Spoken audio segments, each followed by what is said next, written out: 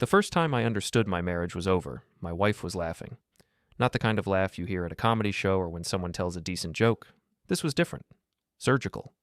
The kind of sound that cuts through 17 years of shared meals and mortgage payments and makes you realize you've been sleeping next to a stranger who's been counting down the days. We were standing in the kitchen. Tuesday night, 8:47, according to the microwave clock. I remember because I kept staring at those green numbers while Lydia explained why she'd spent $400 at a restaurant I'd never heard of. It was a business lunch, she said, not even looking up from her phone. $400, I repeated, for lunch. Marketing consultants have expenses, Calder. You wouldn't understand. I'm a structural safety inspector. I spend my days crawling through buildings other people designed, checking if the weight calculations match reality, if the supports can handle what they're supposed to handle. I understand expenses. I understand when numbers don't add up. The receipt says dinner, I said. 7:30 p.m.? That's not lunch? That's when she laughed. It wasn't loud. It wasn't cruel, exactly. It was just dismissive. Like I'd asked a stupid question and she was being patient with a slow child. Does it matter? Lydia set her phone down on the granite countertop we'd picked out together 5 years ago. She was smiling now, relaxed, confident. Honestly, Calder, does any of this actually matter? I'd been holding the credit card statement in my hand. I set it down carefully next to her phone, taking my time, letting the silence stretch. Outside, someone's dog was barking. The Wentz family's golden retriever, probably. Clara Wentz never brought that animal inside before 10. I think it matters, I said quietly. Well, Lydia picked up her phone again, thumb already moving across the screen. I can get divorced anytime I want. She said it the way someone might mention they could order takeout anytime they want. Casual, matter of fact, already decided. I stood there in our kitchen with its granite counters and stainless steel appliances and track lighting we'd installed last summer, and I felt something shift inside my chest. Not break. Breaking implies noise, drama, pieces falling. This was quieter, like a lock clicking into place. Okay, I said. Lydia glanced up, still smiling. Okay, what? Nothing. Just okay. She studied me for a second, then went back to her phone. I'm going upstairs. Don't wait up. I listened to her footsteps on the stairs, listened to our bedroom door close. Not slam, just close, like she was already living in a different house. I poured myself a glass of water from the tap, drank it slowly, rinsed the glass, put it in the dishwasher, normal movements, normal Tuesday night. Then I pulled out my laptop and opened a new document. The thing about being a structural safety inspector is you learn to see patterns. You learn that buildings don't usually fail suddenly. They show signs, small cracks, uneven settling, load distributions that don't quite match the plans. You learn to read the warnings before everything comes down. I'd been ignoring the warnings. Lydia used to kiss me goodbye in the mornings. Stopped about 8 months ago. Used to ask about my day. Stopped 6 months ago. Used to touch my arm when she laughed at something on TV. Stopped 4 months ago. I'd told myself it was stress. Her consulting business was growing. She was tired. We were both tired. But tired people don't laugh like that. Tired people don't smile when they threaten divorce. I opened our joint bank account on my laptop, started scrolling through transactions. That $400 dinner was just the most recent. There were others. Always on Tuesdays and Thursdays. Always at restaurants I didn't recognize. Always charged to the card only she carried. My phone buzzed. Text from Rowan Ives, my friend from college who now worked as an insurance adjuster. Still on for drinks Friday? I texted back. Yeah, need to talk to you about something. That sounds ominous. Maybe. I closed the laptop, went to the living room, sat in the recliner I'd bought 3 years ago that Lydia said didn't match the decor. She was probably right. It was brown leather and everything else in the room was gray and white and expensive. Upstairs, I could hear water running. Lydia taking a shower at 9 p.m. She usually showered in the mornings. I pulled out my phone and opened the photo gallery, scrolled back through the last year, looking for something I wasn't sure how to name. There, 4th of July, neighborhood barbecue at the Wentz place. I'd taken a picture of Lydia talking to a group of neighbors. She was smiling in that photo, really smiling, not at me. At her phone, which she'd been holding at an angle like she was showing someone something. I zoomed in. Couldn't see the screen clearly, but I could see her expression. The same expression she'd had tonight when she said she could get divorced anytime she wanted. Happy, excited, already somewhere else. I put my phone away, sat in the ugly brown recliner in the gray and white living room, and listened to the house settle around me. The refrigerator humming, the furnace kicking on, the neighbor's dog finally quiet. Somewhere upstairs, my wife was getting ready for bed in a marriage she'd already left, and I sat there in the dark, thinking about structures and stress points and how much weight a foundation can hold before something fundamental gives way. The shower shut off. I stayed where I was. Because the thing about structural failure is this. Once you see the cracks, you can't unsee them. Once you understand the weight distribution is wrong, you can't pretend the building is sound. You can only decide what to do about it. I heard our bedroom door close again, heard the lamp click off, heard nothing after that. I sat in my recliner until midnight, not moving, just thinking. Thinking about that laugh, that smile, that absolute confidence when she said she could get divorced anytime she wanted. Like it was already decided. Like I didn't get a vote. Like she'd been planning this for months. Maybe she had been. Maybe I was just slow at reading the signs. But I wasn't slow anymore. At 12:17 a.m., I went upstairs. Lydia was asleep on her side of the bed, facing away from me. I got ready for bed quietly, slid under the covers, lay there in the dark. Tomorrow, I thought, I'd start paying attention. Real attention. Not the kind where you hope things get better. The kind where you actually look at what's in front of you and call it by its name. Because my wife had just told me she could leave any time she wanted, and I was starting to think I should take her seriously. I printed the divorce papers on Thursday morning while Lydia was at the gym. 3 days had passed since the laugh. 3 days of watching her move through our house like a guest checking out of a hotel. Polite, distant, already packed mentally even though none of her things had moved. The papers came from a legal website. Uncontested divorce, simple version. I filled in the basic information, names, address, date of marriage, statement that the marriage was irretrievably broken. Left the asset division blank. That wasn't the point. The point was calling her bluff. I put the papers in a manila folder and left them on the kitchen table, right where she'd see them when she came home. Then I went to work. My first site inspection was a new medical office building on the east side of town. The developer had cut corners on the load-bearing columns. I documented everything with photos and measurements, filed my report, told them they'd need to retrofit before the city would sign off. They weren't happy. I didn't care. That's the thing about my job. I don't care if people like my reports. I care if buildings stand up. I got home at 5:30. Lydia's car was in the driveway. She was standing in the kitchen when I walked in. The folder was open in front of her. Papers spread across the table. She'd been crying. Not anymore, but recently. Her eyes were red, mascara smudged. "What is this?" Her voice was shaking. I set my work bag on the counter, kept my voice calm. "You said you could get divorced anytime you wanted. So I made it easy." "You can't be serious." "I'm completely serious." She stared at me like I'd grown a second head. Calder, this is insane. We had one fight. We've been having the same fight for months. You just said it out loud Tuesday." "I didn't mean—" She stopped, started again. "People say things when they're angry. You know that?" I pulled out one of the kitchen chairs, sat down, gestured to the papers. "Go ahead then. Sign." "I'm not signing this." "Why not? You said you could get divorced anytime you wanted. I'm giving you what you want." "I don't want this." Now she was getting angry. The tears were gone. Her face was flushing. "I don't want a divorce, Calder. I want you to stop being so what? So suspicious, so paranoid. Checking the bank statements like I'm stealing from you. Looking at me like I'm lying every time I leave the house. Are you lying?" The question hung there between us. Lydia's mouth opened, closed. She picked up the papers, held them up like evidence of my betrayal. "I can't believe you did this," she said quietly. "I can't believe you actually printed divorce papers because of one stupid fight. Then sign them." "Stop saying that.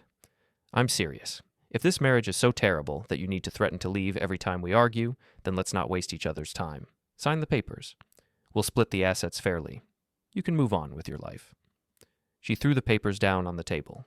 Some of them slid onto the floor. She didn't pick them up. "You're unbelievable," she said. "You're actually trying to manipulate me with divorce papers." "I'm not trying to manipulate anyone. I'm calling your bluff." "It wasn't a bluff." "Then sign." She stared at me. I stared back. The kitchen clock ticked. Outside, someone was mowing their lawn even though it was almost 6 p.m. The Hoffmans, probably. They always mowed late. "I need to think," Lydia said finally. "Take your time." "You can't just spring this on me and expect—" "You sprang it on me Tuesday," I said quietly. "Remember? I can get divorced anytime I want. That's what you said. I'm just making it official. She grabbed her purse from the counter. I'm going out. Where? Does it matter? I didn't answer. She stood there for a second like she was waiting for me to argue, to beg her to stay. When I didn't say anything, she walked out. Slammed the front door hard enough to rattle the frame. I sat at the kitchen table and picked up the divorce papers from the floor, straightened them, put them back in the folder, left them where she'd see them when she came home. Then I made myself dinner, grilled chicken and rice, ate slowly, washed the dishes, dried them, put them away. At 8 p.m., I texted Rowan. Can you meet tomorrow instead of Friday? Need to talk? He replied immediately. Everything okay? Not really. My place. 6 p.m. tomorrow. I'll order pizza. I went upstairs, got ready for bed, lay there in the dark, and waited. Lydia came home at 11:30. I heard the garage door open, heard her car pull in, heard her footsteps on the stairs. She went straight to the guest bedroom, closed the door. I lay there thinking about Tuesday night. The laugh, the confidence, the absolute certainty that she could leave any time she wanted. She'd been so sure of herself. Now she was rattled. Good. Because here's what I'd realized sitting in that recliner Tuesday night. Lydia didn't want a divorce. She wanted permission. She wanted me to fight for her so she could feel justified when she left anyway. She wanted drama and emotion and a big scene where she could play the victim. I wasn't going to give her that. I was going to give her exactly what she said she wanted, and watch what happened when she actually had to choose. The thing about threats is they only work if people think you won't follow through. Lydia had gotten comfortable threatening to leave because she didn't think I'd ever actually let her go. She thought I needed her too much, loved her too much, was too weak to imagine life without her. Maybe I had been, but I wasn't anymore, because that laugh had taught me something important. I didn't recognize the person I'd been married to for 17 years. And if I didn't recognize her, then I'd been living with a stranger. And strangers don't get to make threats. I finally fell asleep around 1 a.m. When I woke up at 6, Lydia's car was gone. She'd left a note on the kitchen table on top of the divorce papers she hadn't signed. I'm staying at my mother's for a few days. We need space. I read it twice, put it down, made coffee, drank it standing at the counter. Space. Sure, whatever she needed to tell herself. I went to work, came home, met Rowan at his apartment at 6. You look terrible, he said, handing me a beer. Thanks. So what's going on? Your text sounded pretty ominous. I told him. Not everything, but enough. The fight, the laugh, the divorce papers, Lydia going to her mother's. Rowan listened without interrupting. When I finished, he took a long drink of his beer. Okay, he said finally. I'm going to ask you something, and I need you to be honest. All right. Do you think she's cheating on you? The question shouldn't have surprised me, but it did. Maybe because I'd been avoiding asking it myself. I don't know, I said. But you suspect? Yeah, I suspect. Rowan nodded slowly. The restaurant charges, the phone, the attitude, that tracks. Tracks how? I see it in insurance fraud cases all the time. People who are lying get overconfident. They start thinking they're smarter than everyone else. They get sloppy. Lydia's not sloppy. Maybe not, but she's acting like someone who thinks she has a backup plan. That hit harder than it should have. Backup plan. Like I was the first draft and she was already working on the revision. So what do? I asked. Rowan looked at me carefully. What do you want to do? I want to know the truth. And then? I don't know yet. He nodded. Fair enough. Look, I can't tell you what to do about your marriage, but I can tell you this. If she is cheating, you'll want documentation, bank statements, phone records, if you can get them legally, anything that shows a pattern. For the divorce? For whatever comes next. Trust me, Calder. If this goes sideways, you want evidence, not just suspicion. I finished my beer. Rowan ordered the pizza. We ate and talked about other things. Work. The Mavericks' chances this season. His sister's wedding next month. No, normal conversation. But the whole time, I was thinking about what he'd said. Documentation, evidence, patterns. That's what I did for work. Look for patterns. Document problems. Prove when something wasn't safe. Why should my marriage be any different? I got home around 9. The house was empty. Dark. I turned on the lights and stood in the kitchen where this had all started. The divorce papers were still on the table, unsigned. I picked them up, put them in my office, sat down at my desk and opened my laptop. Then I started looking. Bank statements first. I pulled up 6 months of records, highlighted every charge I didn't recognize. There were more than I'd thought. Restaurants, bars, a hotel charge from 2 months ago. Lydia had been to a conference in Dallas. Had she? I couldn't remember her mentioning Dallas. Phone records next. We had a family plan. I pulled up her usage. Text messages, hundreds of them to a number I didn't recognize. Calls, too. Late-night calls, early morning calls. I copied the number, ran it through a reverse lookup. Nothing. Probably a cell phone. But it was something. I made a folder on my laptop, named it Documentation, started saving everything, screenshots, bank statements, phone logs, not because I wanted to catch her, because Rowan was right. I needed to know the truth, and once I knew it, I needed to be able to prove it. I worked until midnight. When I finally went to bed, I didn't feel angry. I didn't feel hurt. I just felt focused, like I'd finally stopped hoping things would get better and started dealing with what was actually in front of me. Lydia called Saturday morning at 10. "We need to talk," she said. "Okay. Not on the phone. Can you come to my mother's house?" "Why can't you come home?" I think neutral territory is better right now." Neutral territory. Like we were negotiating a hostage situation. "Fine," I said. "What time?" 2 p.m.? I hung up. Spent the morning cleaning the house, doing laundry, normal weekend tasks. At 1:45, I drove to Lydia's mother's house. Nice neighborhood, big trees, houses with history. Lydia's mother answered the door. Helen. She'd never liked me much. The feeling was mutual. Calder. She didn't smile. "Lydia's in the living room." I followed her inside. Lydia was sitting on the couch, hands folded in her lap. She looked tired. She also looked determined. "Thanks for coming," she said. I sat in the chair across from her. Helen disappeared into the kitchen, but I could hear her moving around. Listening, probably. "So," I said, "you wanted to talk." "I'm not signing those papers." "Okay. That's it? Just okay?" "What do you want me to say, Lydia? You said you're not signing them, so you're not signing them." She leaned forward. "I don't want a divorce, Calder. I want us to fix this." "Fix what exactly?" "Our marriage, this distance between us. I want us to go to counseling, work through this." I looked at her, really looked at her. She meant it, or thought she did. "Why now?" I asked quietly. "What? Why do you suddenly want to fix things? Tuesday you were ready to leave. What changed?" She didn't answer right away. When she did, her voice was soft. "I was angry. I said things I didn't mean. We both did. I didn't say anything Tuesday except ask about a credit card charge. You were accusing me. I was asking a question." It felt like an accusation. I stood up. "Lydia, I didn't come here to argue. You said you wanted to talk. We've talked. You don't want a divorce? Fine. But I'm not pretending everything's okay when it's not. I'm not asking you to pretend. I'm asking you to try." "Try what? Try to ignore that you laugh at me when we argue? Try to ignore that you spend money on dinners I don't know about with people you don't mention? Try to ignore that you can't remember the last time you looked at me like you actually wanted to be in the same room?" She flinched. "Good. Let her feel some of this." "I want to come home," she said quietly. "The house is yours too. Come home." "You're not going to make this easy, are you?" I almost laughed. Almost. But I kept it inside. "No," I said. "I'm not." I left her sitting there on her mother's couch. Drove home, went for a run, came back, showered. At 6 p.m., Lydia's car pulled into the driveway.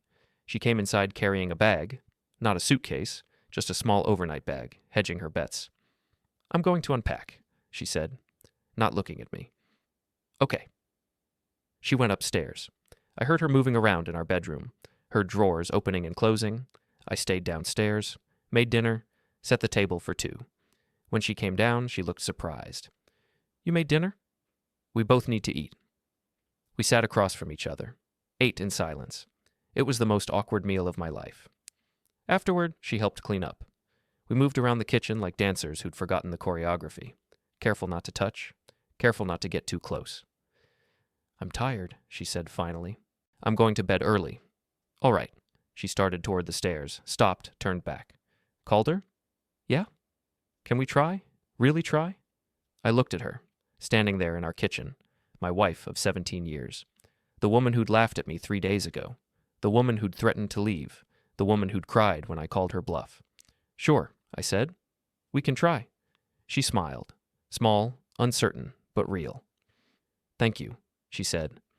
She went upstairs. I heard the bedroom door close. Not the guest room. Our room. I stayed downstairs for another hour. Sat in my ugly brown recliner and stared at nothing. "We can try," I'd said. And I'd meant it. I would try. I would try to prove what I already suspected. Because Lydia wanted to fix our marriage, wanted counseling and effort and trying. But she hadn't answered my question. She hadn't explained the charges, the texts, the calls. She just cried and asked me to try. And that told me everything I needed to know. So yes, I would try. Just not the way she thought. Lydia stayed home Sunday. We went grocery shopping together, watched a movie, acted like a normal married couple. She was trying. I could see the effort in every smile, every casual touch on my arm, every "what do you think about this?" question. It was exhausting. Not because I didn't want it to be real, because I knew it wasn't. Monday morning, she kissed me goodbye before leaving for work. First time in months. I watched her car pull out of the driveway and waited 30 seconds before opening my laptop. The unknown number from her phone records. I'd been thinking about it all weekend. There were calls to that number going back 4 months, text messages every day, sometimes 20 or 30 in a single day. You don't text someone 30 times a day unless they matter. I copied the number into a new document, stared at it. 10 digits. Someone's whole identity reduced to 10 digits. My phone rang. Work. A developer wanted to meet about the medical office retrofit. I said I'd be there in an hour. Before I left, I did something I wasn't proud of. I went upstairs to our bedroom, opened Lydia's nightstand drawer. Her phone was in there, charging. She'd forgotten it, or left it on purpose. Testing me, maybe. I picked it up. No password. She'd removed it recently, another sign of trying. Or a sign she'd deleted everything she needed to delete. I opened her messages anyway. The unknown number wasn't there. Not in recent messages, not in archived messages. She'd deleted them, but phone companies keep records. I put the phone back exactly where I'd found it. Went to work. The meeting with the developer went badly. He wanted me to approve supports I knew wouldn't hold. I refused. He threatened to complain to my supervisor. I told him to go ahead. That's the thing about doing this job long enough. You stop caring about making people happy. You just care about being right. I finished at noon, drove home for lunch. Lydia's car was in the driveway. I walked in. She was in the kitchen making a sandwich. "Hey," she said, smiling. "Didn't expect you home?" "Just grabbing lunch between sites. Why are you here?" Afternoon meeting got canceled. Thought I'd work from home for a bit. She was wearing workout clothes, hair pulled back, no makeup. She looked younger like this, more like the woman I'd married. "I'm heading back out in 20 minutes, I said. "Want me to make you a sandwich?" "Sure." We sat at the kitchen table, ate turkey sandwiches, made small talk about her morning, about the developer who'd yelled at me. Normal conversation, pleasant, easy, and completely fake. Because the whole time we were talking, I was thinking about that phone in her nightstand with all the deleted messages. I was thinking about how she just happened to be home on a Monday afternoon, how she was wearing workout clothes but her gym bag wasn't by the door, how she kept checking the clock like she had somewhere to be. "I should get going," I said. "Already?" "Got another site at 1:30. I kissed her cheek. She smiled. I left, but I didn't go to another site. I drove 3 blocks away. Parked on a side street where I could see our house. Waited. This was wrong. I knew it was wrong. Sitting in my truck, spying on my own house like some paranoid stalker. But I couldn't shake the feeling that I was missing something, that there was a piece I wasn't seeing. 20 minutes passed. 30. Then Lydia's car backed out of the driveway. I followed her, not close. I stayed several cars back. She wouldn't recognize my truck anyway. It looked like every other gray pickup in this city. She drove east, out of our neighborhood, past the shopping center where she usually got her hair done, past the restaurant where we'd celebrated our anniversary 3 years ago, into a neighborhood I didn't recognize. Nice houses, maybe nicer than ours. Big yards, trees old enough to have seen generations. Lydia pulled into the driveway of a 2-story colonial with black shutters and a red door. She parked, got out, walked up to the front door like she'd done it 100 times.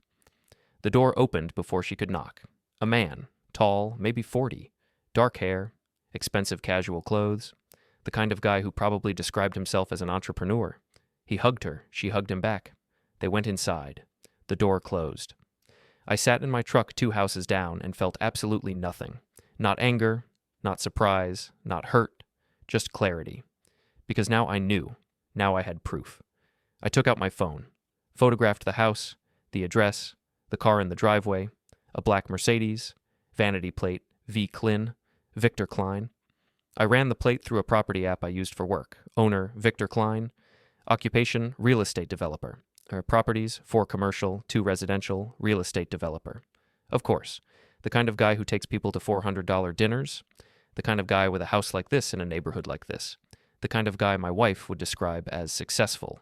I saved all the information, took more photos, made notes about the time, the address, how long she'd been inside. Then I drove away, because staying there would accomplish nothing. I had what I needed, proof. I went to my actual 130 site inspection, checked the structural integrity of a warehouse expansion, found code violations, wrote my report, did my job. At 5 p.m., I texted Lydia. "Working late, don't wait on dinner." She replied immediately, "Okay, love you, love you." 2 words she'd stopped saying months ago. Now she was saying them again. Because she thought I didn't know, I went to the office, pulled up everything I could find on Victor Klein. Public records, property transfers, business registrations. The man had money. 3 companies under his name. 2 were profitable. 1 was bleeding cash, but staying afloat with investors. I made more notes, built a file. At 7 p.m., I went home. Lydia's car was in the garage. I could smell something cooking, chicken maybe. She was in the kitchen when I walked in, still in her workout clothes. "Hey," she said, bright, cheerful. "I made dinner. Figured you'd be hungry." "Thanks. How was work?" "Long." She put plates on the table. Chicken stir-fry, one of my favorites. She was really trying now. We ate. She talked about her day, the canceled meeting, working from home, how productive she'd been. She didn't mention Victor Klein. She didn't mention leaving the house at 1:15 and not getting back until 3:30. She just smiled and talked and acted like everything was fine. And I smiled back and nodded and acted like I believed her. After dinner, we watched television. She sat close to me on the couch, rested her head on my shoulder during a commercial break. "This is nice," she said quietly. "Yeah, I miss this, just being together." "Me too." She looked up at me. "Are we going to be okay, Calder?" I kissed the top of her head. "Sure." She smiled, settled back against me, kept watching TV. I kept thinking about that hug, the way Victor Klein had opened the door before she could knock, like he'd been watching for her, like this was routine. How long had it been routine? 4 months of phone calls, maybe longer. Maybe the phone records only showed when it got serious. I thought about every Tuesday and Thursday night for the past 6 months. Every late dinner, every business lunch, every canceled meeting.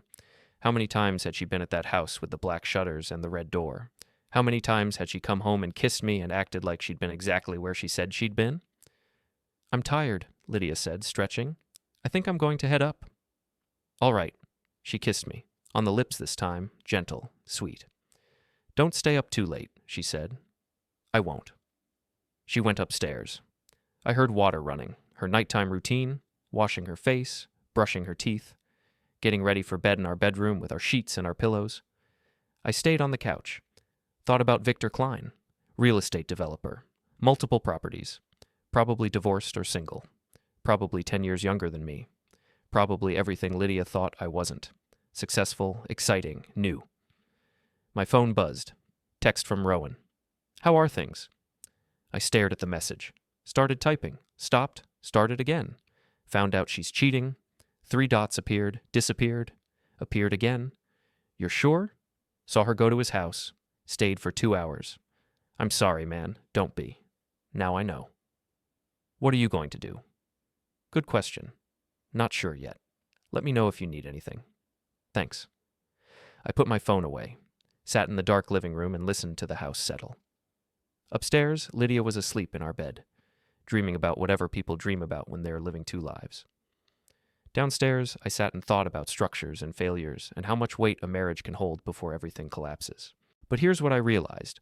I wasn't interested in saving the structure anymore. I was interested in understanding exactly how it would come down, and who would be standing when it did. I finally went upstairs at midnight. Lydia was asleep. I got ready for bed quietly, slid under the covers, lay there in the dark. Tomorrow, I thought, I'd start planning. Not revenge, not yet. just information gathering, understanding who Victor Klein was, what he did, where he went, what mattered to him. Because the thing about bringing down a structure is you have to understand its weak points first. You have to know exactly where to apply pressure. You have to be patient, and I was very, very patient. The next morning, Tuesday, Lydia kissed me goodbye again before leaving for work. She was wearing a blue dress I'd always liked. Heels, professional makeup. "You look nice," I said. "Client meeting. Want to make a good impression?" "I'm sure you will." She smiled, touched my face. "Love you." "Love you too." She left. I finished my coffee, went to the office, told my supervisor I needed to take a few personal hours this week. He asked if everything was okay. I said it was. He didn't push. At 10 a.m., I drove back to Victor Klein's house. The Mercedes was gone. Good. He'd left for work. I parked across the street, pulled up property records on my laptop. Victor Klein had purchased this house 3 years ago. 2,000 square feet, 4 bedrooms, built in 1985, recently renovated. The commercial properties were more interesting. One was an office complex near downtown. Another was a strip mall that was half vacant. The third was a new development that wasn't finished yet. All of them were leveraged. All of them had loans, big loans. Victor Klein was successful, sure, but he was also overextended. I made notes, cross-referenced with building permits. Found the contractors he'd used, found code violations on 2 of the properties. Nothing serious, but violations nonetheless. This was good information, but I needed more. I needed to understand what kind of man Victor Klein was, what he cared about, what scared him. You can learn a lot about someone from public records, but you learn more from watching them. So I watched. I stayed parked across from that house for 3 hours. Watched the neighbors, watched the mail carrier, watched a lawn service come and go. At 1 p.m., a car pulled into the driveway, not the Mercedes, a white Lexus SUV. A woman got out, blonde, maybe 35, well-dressed. She had a key. Let herself in. Interesting. I photographed her license plate, ran it. Regina Paulson.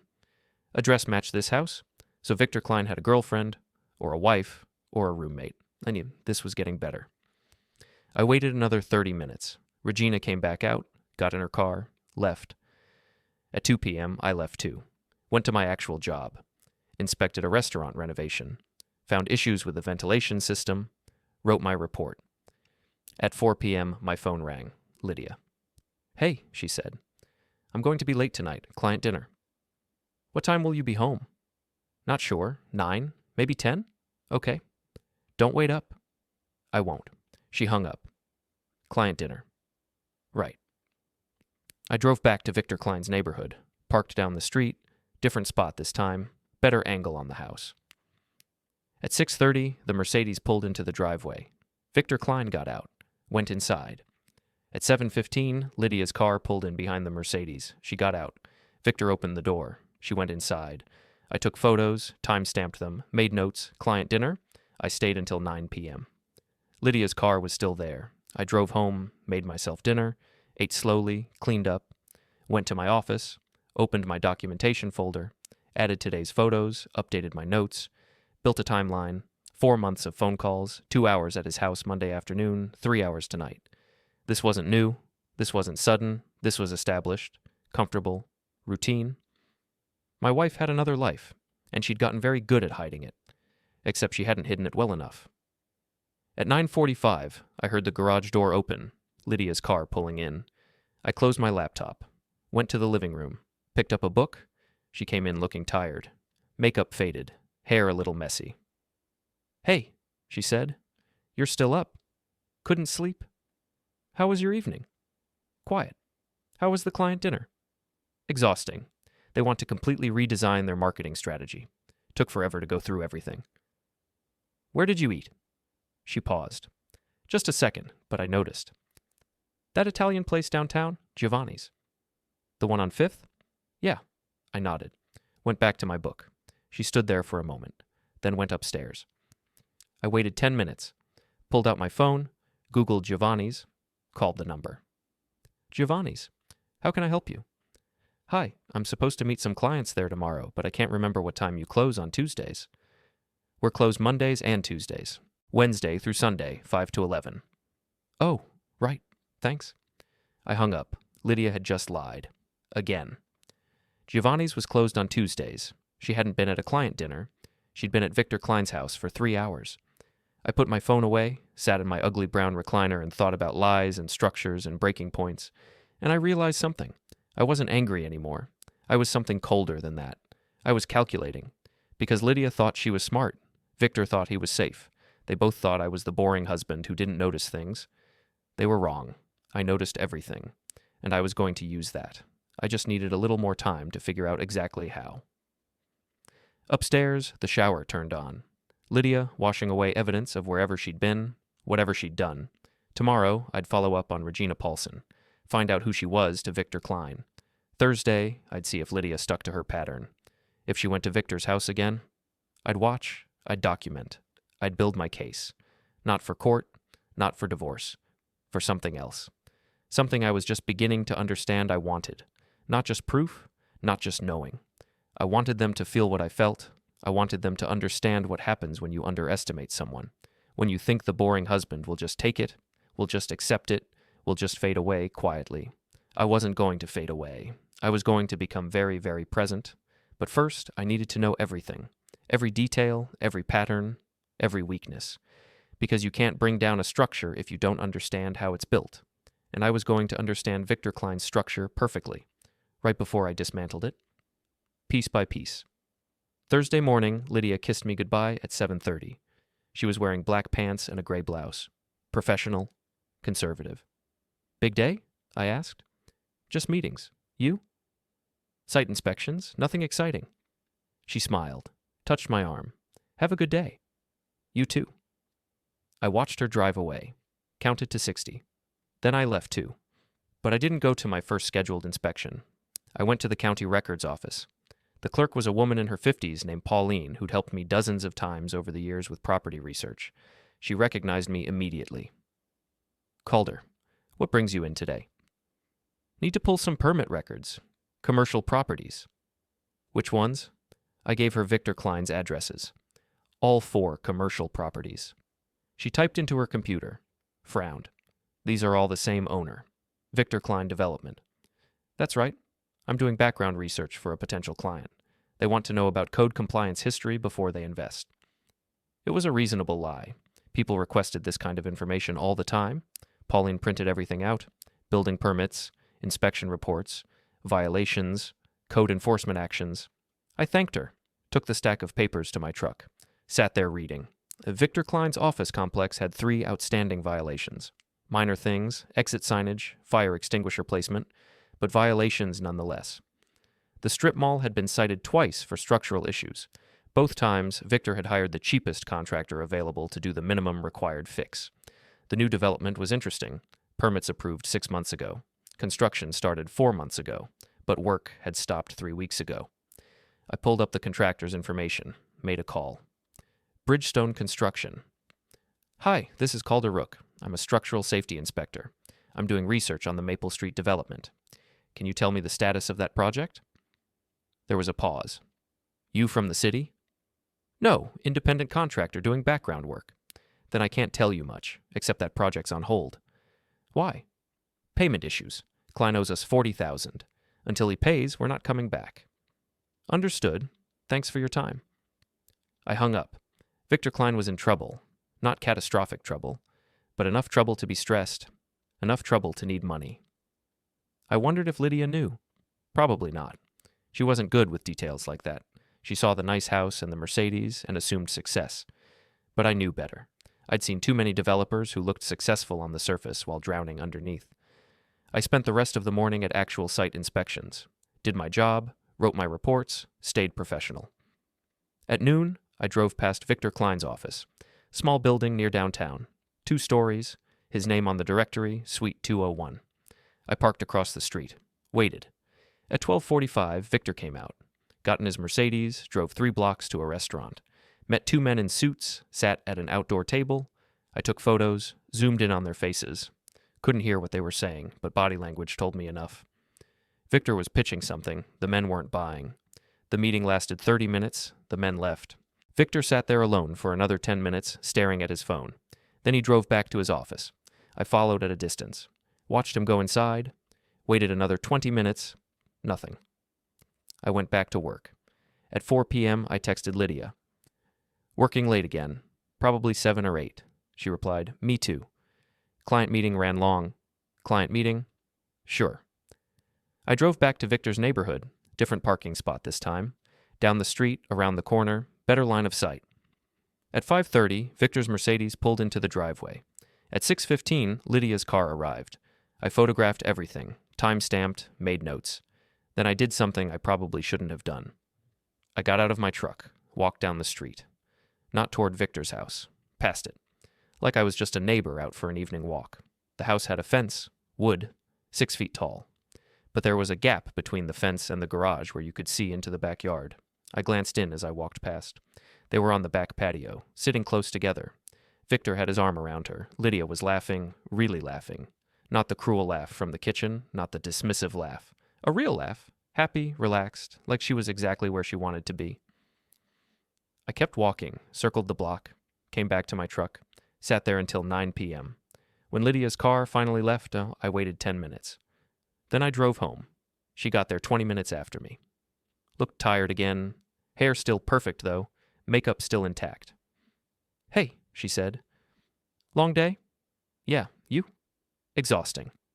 She set her purse down, kicked off her heels. I'm going to take a quick shower and then just crash. Okay. She went upstairs. I heard the water start. I opened my laptop, added today's photos to the documentation folder, updated the timeline, made notes about Victor's financial troubles. Then I opened a new document, started listing everything I knew: Victor Klein, real estate developer, overextended financially, owes contractors, meeting with potential investors failing, living with or dating Regina Paulson, having an affair with my wife, Lydia Rook, marketing consultant, married 17 years, started affair approximately 4 months ago, sees Victor on Tuesdays and Thursdays, lies about client meetings, still wearing wedding ring, still sleeping in our bed.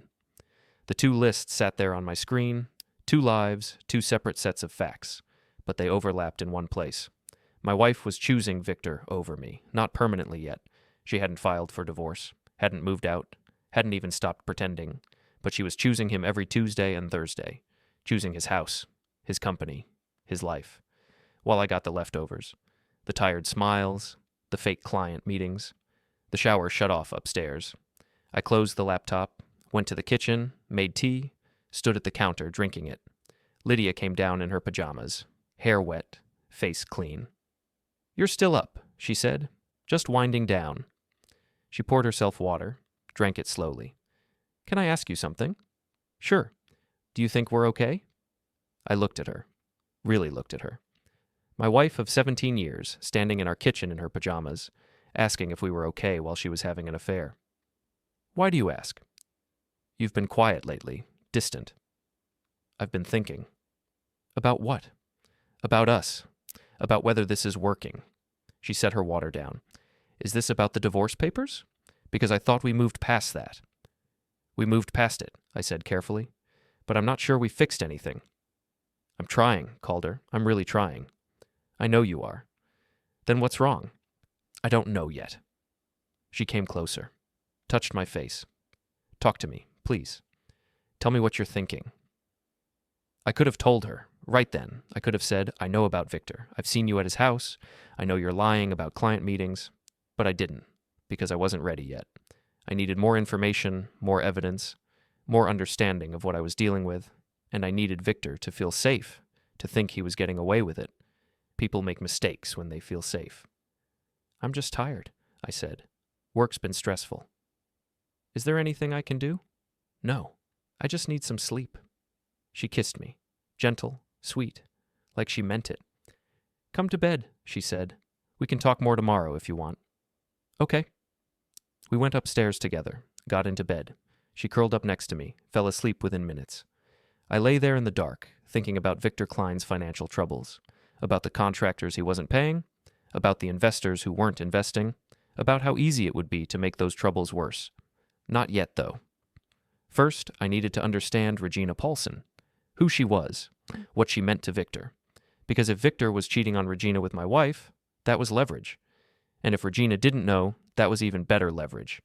I fell asleep around 2 a.m., dreaming about structures and weak points and exactly where to apply pressure. Friday morning, I told Lydia I had back-to-back inspections all day. She said she was working from home. I kissed her goodbye, left at 7, drove straight to the county clerk's office. Different clerk this time.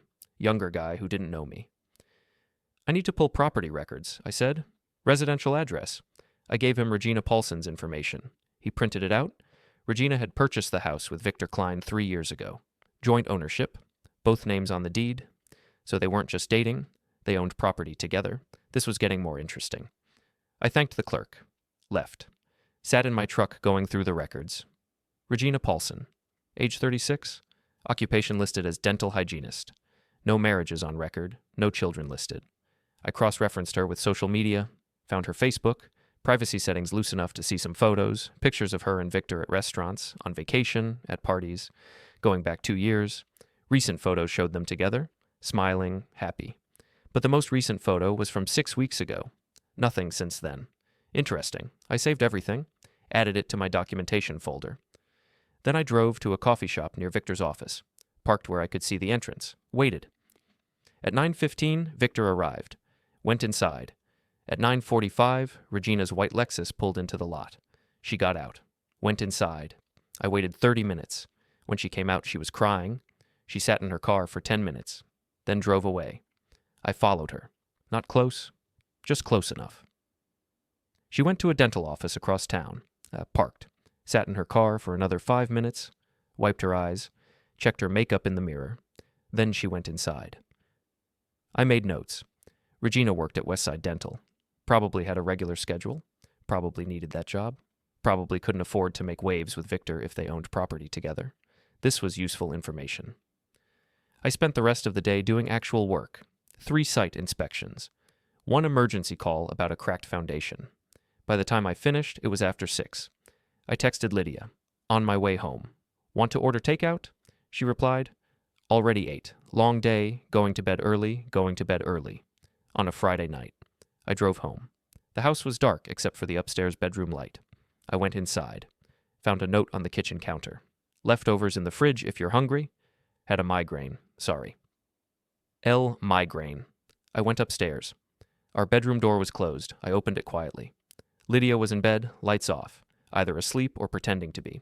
I backed out, closed the door, went to my office, opened my laptop, checked Lydia's credit card activity.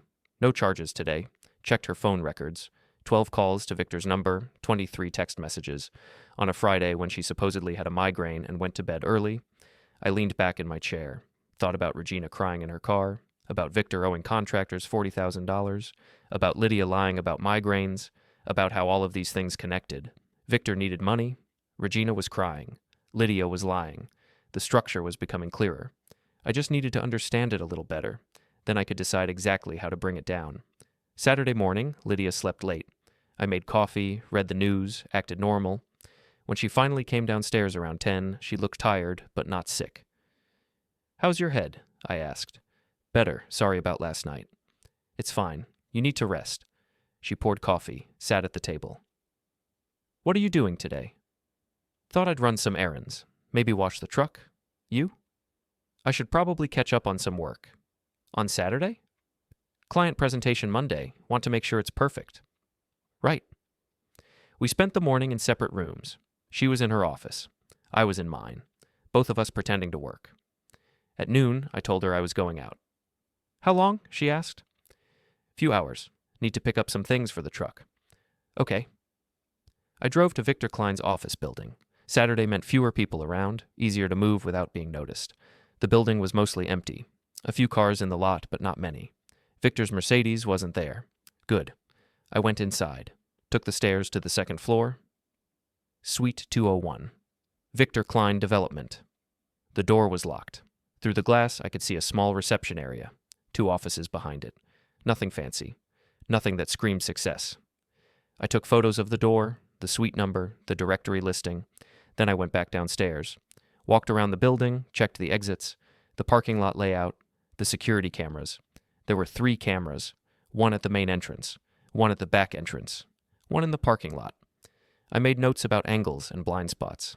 Not because I was planning to break in, I wasn't, but because I was learning the space, understanding the territory. Sun Tzu said you had to know the battlefield. This was Victor's battlefield, his professional space, where he met clients and made deals and pretended to be successful. I needed to know it as well as he did. I left after 20 minutes, drove to the strip mall Victor owned, the one with the structural violations. Half the storefronts were empty. The occupied ones looked tired. A dollar store, a nail salon, a check cashing place. There were cracks in the parking lot. The landscaping was dry, one of the lampposts was bent. This wasn't a successful investment. This was a liability. I walked the perimeter, took photos, made notes about the violations I'd seen in the county records. Then I drove to the new development that had stopped construction. Maple Street, big lot, foundation poured, framing started. But everything was sitting there abandoned, equipment covered in tarps, materials weathering in the elements. I walked the site, checked the framing, saw problems immediately. Incorrect spacing on the studs, load calculations that didn't match the plans posted on the site notice. This wasn't just stopped for payment issues. This was stopped because someone had finally noticed the construction was wrong. I took extensive photos, made detailed notes. This was building code material. This was my professional expertise. This was ammunition. I got back in my truck, sat there looking at the abandoned site. Victor Klein wasn't just overextended, he was failing. His projects were failing, his investments were failing. And he was covering it up with the nice house and the Mercedes and the expensive dinners. But the structure was rotting from the inside. All it needed was the right pressure in the right place. I drove home at 3 p.m. Lydia was in the living room, laptop open, actually working on something. "How were errands?" she asked. "Fine, truck's clean." "Good." I made a sandwich. Ate it standing at the counter. "I'm going to the gym." "Okay, I'll probably work for another hour, then start dinner." I changed into gym clothes, left again. But I didn't go to the gym. I went back to Victor's neighborhood, parked in my usual observation spot, waited. At 5 p.m., Victor's Mercedes pulled into the driveway. He got out, went inside. At 5:45, Regina's Lexus arrived. She parked behind the Mercedes, sat in her car for a minute, then got out, went inside. I waited. At 6:30, Regina came back out. Even from a distance, I could see she was upset. She got in her car, sat there, didn't leave. Victor came out, stood on the driveway. They were talking. Through the windshield, I could see Regina shaking her head, Victor gesturing, frustrated. Then Victor pulled out his phone, started typing. I checked my laptop. Lydia's phone records were set to update in real time on my monitoring app. New text message. To Lydia. I couldn't see the content, but the timing was interesting. Regina and Victor were fighting. Victor was texting my wife. Regina finally drove away. Victor went back inside. I stayed for another hour. At 7:30, Lydia's car pulled up. She went inside. Victor opened the door, pulled her into a hug. She stayed for 2 hours. I photographed everything, made detailed notes, timestamps, patterns. At 9:30, I drove home, got there before Lydia, changed out of my gym clothes, showered, made it look like I'd actually been to the gym. She arrived at 10:15. "Hey," she said, smiling, happy. "Good workout?" "Yeah. You?" "I made lasagna. It's in the fridge if you're hungry." "Thanks. I already ate." She came over, kissed me. "I'm going to watch some TV and then head to bed." "Okay." She went to the living room. I went to my office, opened my laptop, looked at all the photos from today, the office building, the strip mall, the abandoned construction site, Victor and Regina fighting, Lydia arriving right after. The structure was completely clear now. Victor was failing financially. Regina knew something was wrong. Victor was using my wife as an escape from his real life, and Lydia thought she was getting something better. But she wasn't. She was getting a man who was drowning, a man who would pull her down with him when everything collapsed. Unless I collapsed it first. On my terms. I created a new document, started planning. Not revenge, not yet, just the first move. A warning shot that Victor would understand but couldn't prove. Something that would make him nervous. Make him wonder who knew. Make him paranoid. Because paranoid people make mistakes. And I needed Victor to start making mistakes. I worked until midnight. Made plans, revised them, made them better. Then I went upstairs. Lydia was asleep. I got into bed, lay there thinking about Monday. Monday, I would make my first real move, and Victor Klein would start to understand that he wasn't as safe as he thought. Monday morning, I told Lydia I had an early inspection. I left at 6 a.m., drove to Victor's office building, parked across the street, waited. At 7:45, Victor arrived. Went inside. I waited 10 minutes. Then I got out of my truck, walked across the street, into the building, up the stairs, Suite 201, Victor Klein Development. I knocked. A woman's voice. "Come in." I opened the door. Small reception area. The woman behind the desk was in her 50s, tired looking. "Can I help you?" she asked. "Is Mr. Klein available? I need to speak with him about the Maple Street project." "Do you have an appointment?" "No, but it's important." She looked uncertain. "Let me check." She picked up her phone. "Mr. Klein, there's a gentleman here about Maple Street." Pause. "He doesn't have an appointment?" Pause. "Okay." She hung up. "He can give you 5 minutes." "That's all I need." She led me to the back office, opened the door. Victor was behind his desk. He looked up, smiled professionally. "Hi, I don't think we've met." "No, I'm Calder. I'm a structural safety inspector." The smile faltered, just slightly. "Structural safety? Is there a problem with one of my buildings?" "That's what I need to discuss with you." He gestured to the chair across from his desk. "Sit, please." I sat, pulled out my tablet, brought up photos of the Maple Street site. "These are from your development on Maple Street," I said. "The one that's currently stopped." "Yes, we're dealing with some contractor issues. Temporary delay." "The delay isn't about contractor payment, it's about code violations." His smile disappeared completely. "What?" I showed him the photos. "The stud spacing is incorrect. The load calculations don't match the posted plans. The foundation wasn't properly inspected before framing started." "Who are you working for?" "I'm independent, but I happened to be in the area doing research for another client and I noticed some issues." "So, you're not from the city?" "No." He relaxed slightly. "Then with all due respect, this isn't really your concern. It's my professional concern when I see code violations that could result in structural failure. The site is stopped. We're addressing issues before we move forward." "Are you?" "Because from what I can see, you're just waiting for your contractor to come back. But the contractor isn't coming back because you owe him $40,000. And even if he did come back, these violations would need to be fixed before the city signs off." Victor's face was getting red. "How do you know about my contractor payments?" "I did my research." "This is highly inappropriate. Coming into my office and—" "I'm trying to help you," I said calmly, "before this becomes a bigger problem." "Help me how?" "By warning you that if construction resumes without addressing these violations, the city will shut you down. You'll face fines, possibly legal action if someone gets hurt down the line." He stared at me. "What do you want?" "Nothing, just doing my professional duty." "Your professional duty is to report violations to the city, not come to my office and tell me about them." "That's true. I could report them, or I could give you the chance to fix them first." The threat hung there between us. Victor understood it. I could see him understanding it. "How long do I have?" he asked quietly. "That depends on when the city does their next inspection. Could be next week, could be next month." "And if I fix the violations?" "Then there's nothing to report." He nodded slowly. "I appreciate you bringing this to my attention." "You're welcome." I stood up. "Oh, one more thing." "Yes?"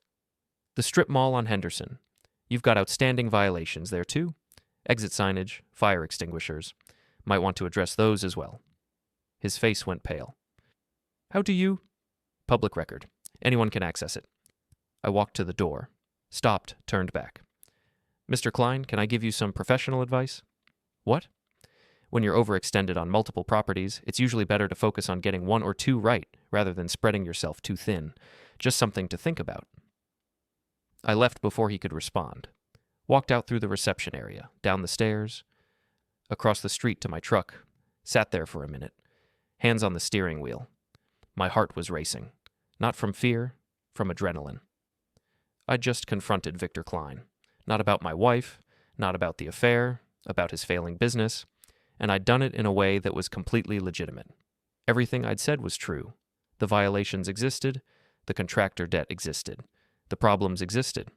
I hadn't threatened him. Not really. I just made him aware that someone was watching, someone who knew things, someone who could make his problems worse if he wanted to.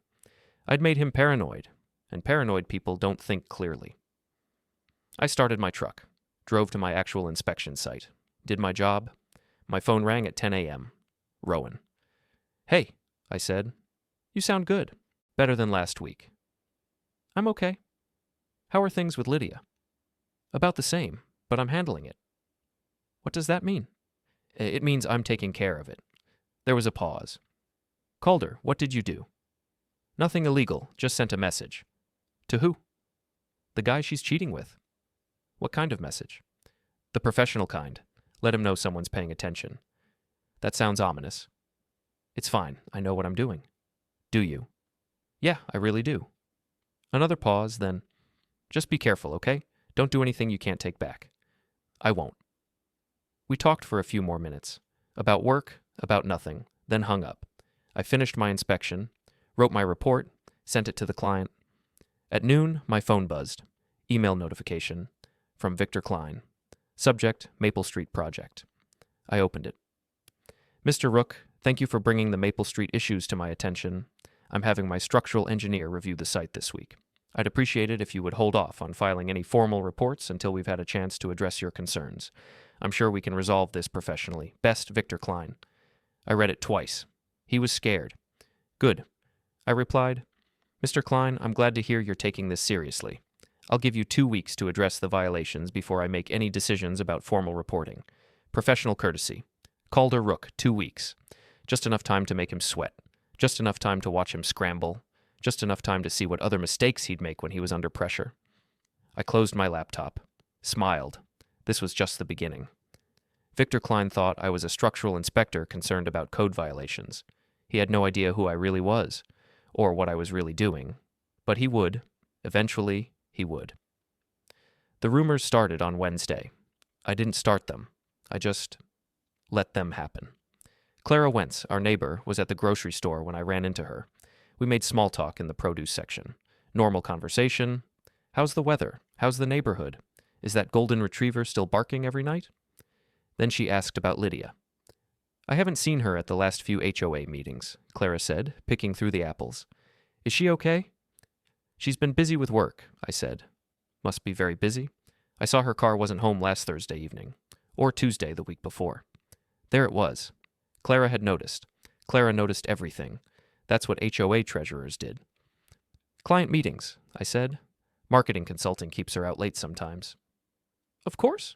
Clara selected an apple, examined it carefully. Although I thought I saw her car over on Riverside Drive last week, that nice neighborhood with the colonials.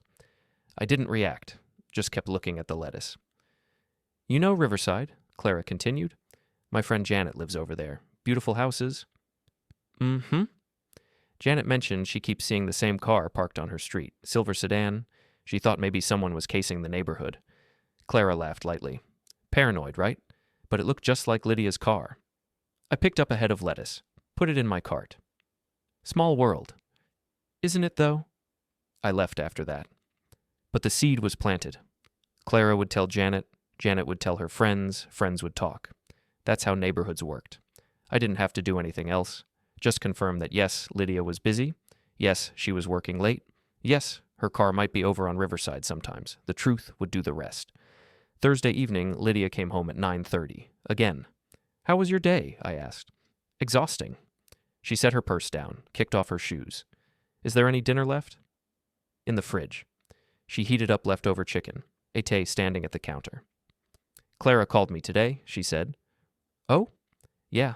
Asked if I wanted to come to the HOA meeting next week. Said she hadn't seen me in a while.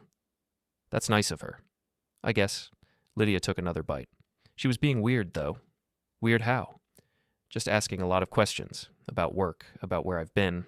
Like she was fishing for something. I shrugged. Clara's always been nosy. I know, but Lydia set her fork down. It felt different, like she knew something. Knew what? I don't know. That's what makes it weird. I went back to reading the news on my tablet. Didn't say anything else. Lydia finished eating, washed her plate, stood there for a minute like she wanted to say something more. Then she went upstairs. I waited 10 minutes, checked my phone. Text from Clara. Ran into Lydia at the store last week. She seemed stressed. Everything okay with you two? I replied. We're fine. She's been working a lot. Thanks for asking. Clara. Of course. Let me know if you need anything. I put my phone away. Clara was worried, asking questions, starting conversations. Perfect. I didn't need to spread rumors. I just needed to let the truth spread itself. Friday morning, I had coffee with Rowan at a shop near his office. "You look different," he said. "Different how?" "I don't know. More focused, less angry." "I'm not angry." "That's what I mean.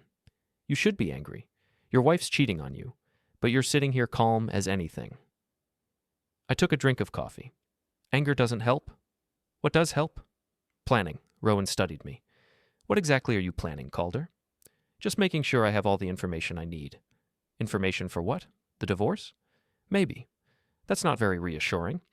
"I'm not trying to be reassuring. I'm trying to be smart." He sighed. "Look, I get it. You want to be in control. But don't do something you'll regret." "I won't. Promise me. No matter what happens, you'll stay on the right side of legal." "I promise." He didn't look convinced, but he dropped it. We talked about other things, work, sports, his sister's wedding that was coming up, normal conversation between friends. But the whole time, I was thinking about Victor, about how he must be feeling right now. Paranoid, stressed, wondering who was watching him, wondering if his business problems were about to get worse. I finished my coffee, said goodbye to Rowan, went to work. At 2 p.m., I drove past Victor's office. His Mercedes was there. I parked, went inside, up to Suite 201. The receptionist recognized me. "Mr. Rook, do you have an appointment?" "No, just wanted to drop something off for Mr. Klein." "I can give it to him." "I'd prefer to hand it to him directly. It's sensitive." She looked uncertain again. "Let me see if he's available." She made the call, hung up. "He said he only has a few minutes." "That's fine." She led me back. Victor was at his desk. He didn't smile this time. "Mr. Rook, I wasn't expecting you." "I wanted to update you on the Maple Street situation. I told you I'm having my engineer review it." "I know, but I did some additional research." I pulled out my tablet, showed him photos of the strip mall. "Your Henderson property. The violations there are more serious than I initially thought." His face went tight. "I'm dealing with that." "Are you?" "Because I checked the public records. Those violations have been outstanding for 6 months. The city's been patient, but if they do another inspection and nothing's fixed..." "What do you want?" His voice was sharp now, hostile. "I told you, I'm trying to help." "No, you're threatening me. Coming into my office twice now, showing me problems I already know about, implying you're going to report them unless I do what?" I stayed calm. "Unless you fix them, that's all. I'm not asking for money. I'm not asking for anything except that you do your job as a property owner and fix code violations." "Why do you care?" "Because it's my professional responsibility. Or because you're working for someone, a competitor maybe, someone who wants to see me fail." Interesting. He was getting paranoid, seeing conspiracies. "I don't work for anyone except myself," I said. "But I can see you're stressed, so I'll make this simple. You've got 2 weeks to start addressing the violations. If I see progress, we're good. If I don't, I'll do what I'm supposed to do and file reports with the city." I stood up.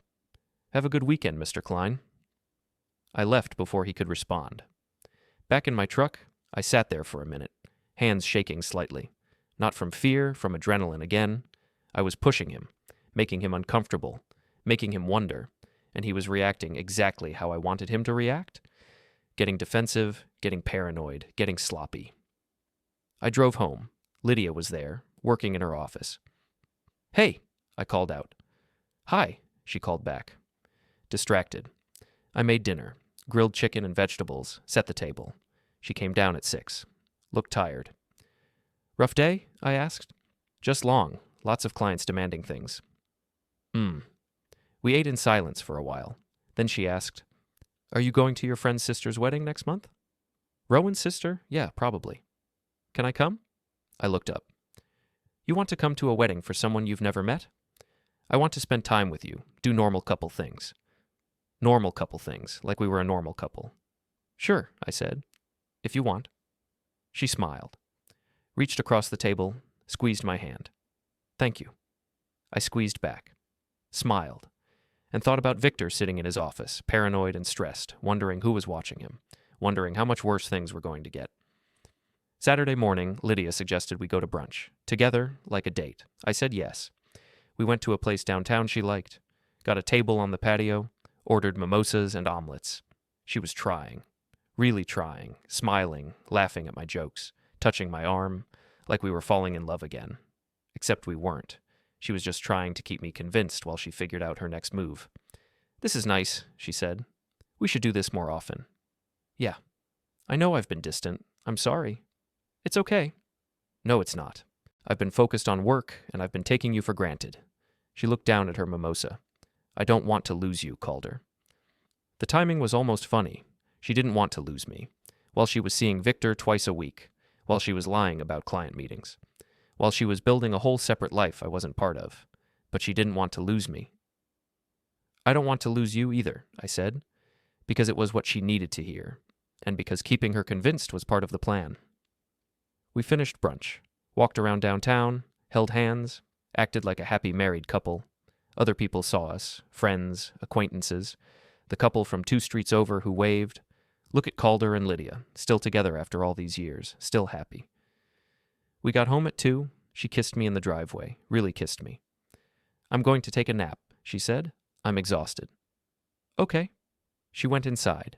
I stayed in the driveway for a minute, thought about how easy it was for her to lie, how natural it looked, how she could kiss me and mean it and not mean it at the same time. I went to my office, checked my laptop, email from Victor, sent yesterday evening after I'd left his office. "Mr. Rook, I appreciate your concern about my properties. However, I need to make something clear.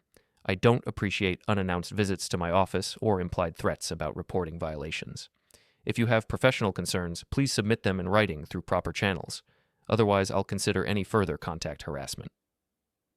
Victor Klein." I read it 3 times.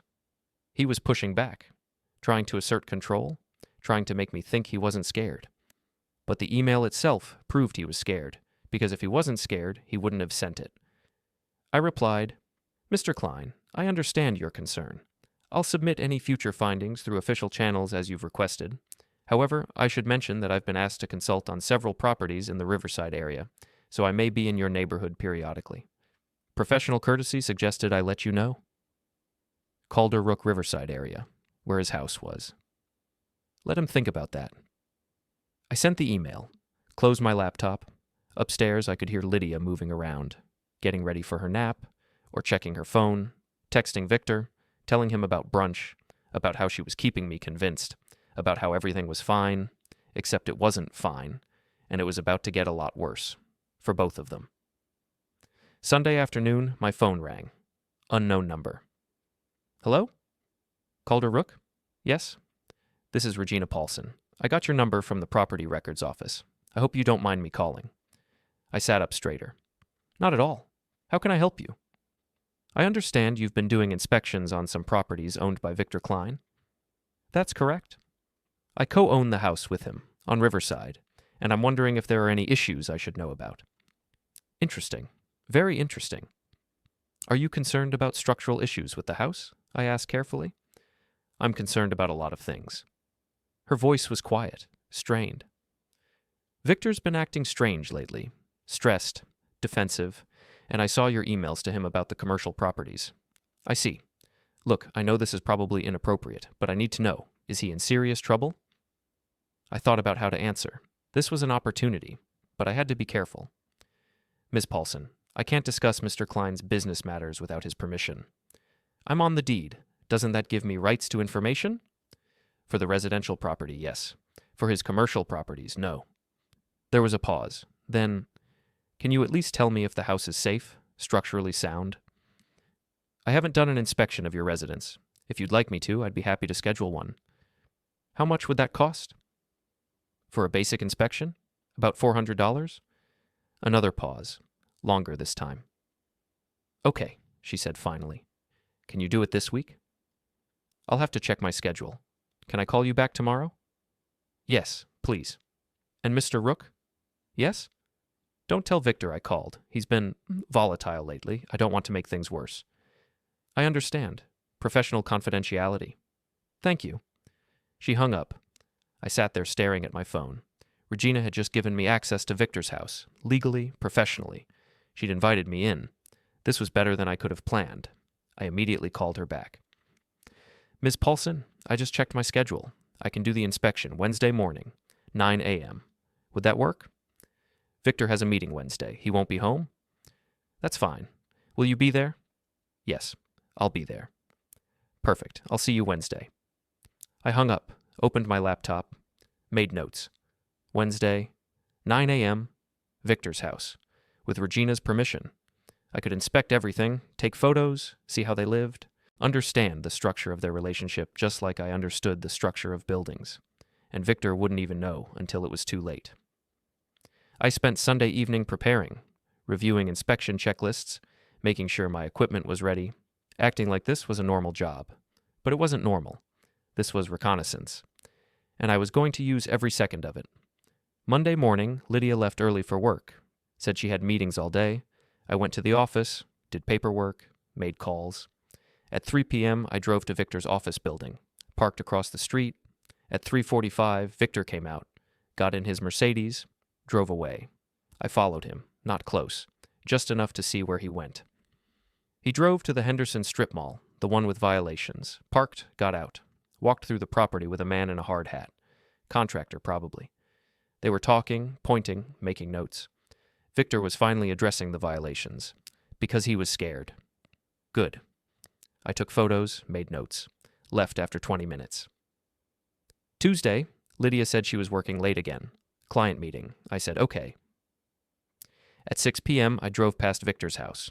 Both cars were there, Mercedes and Lexus.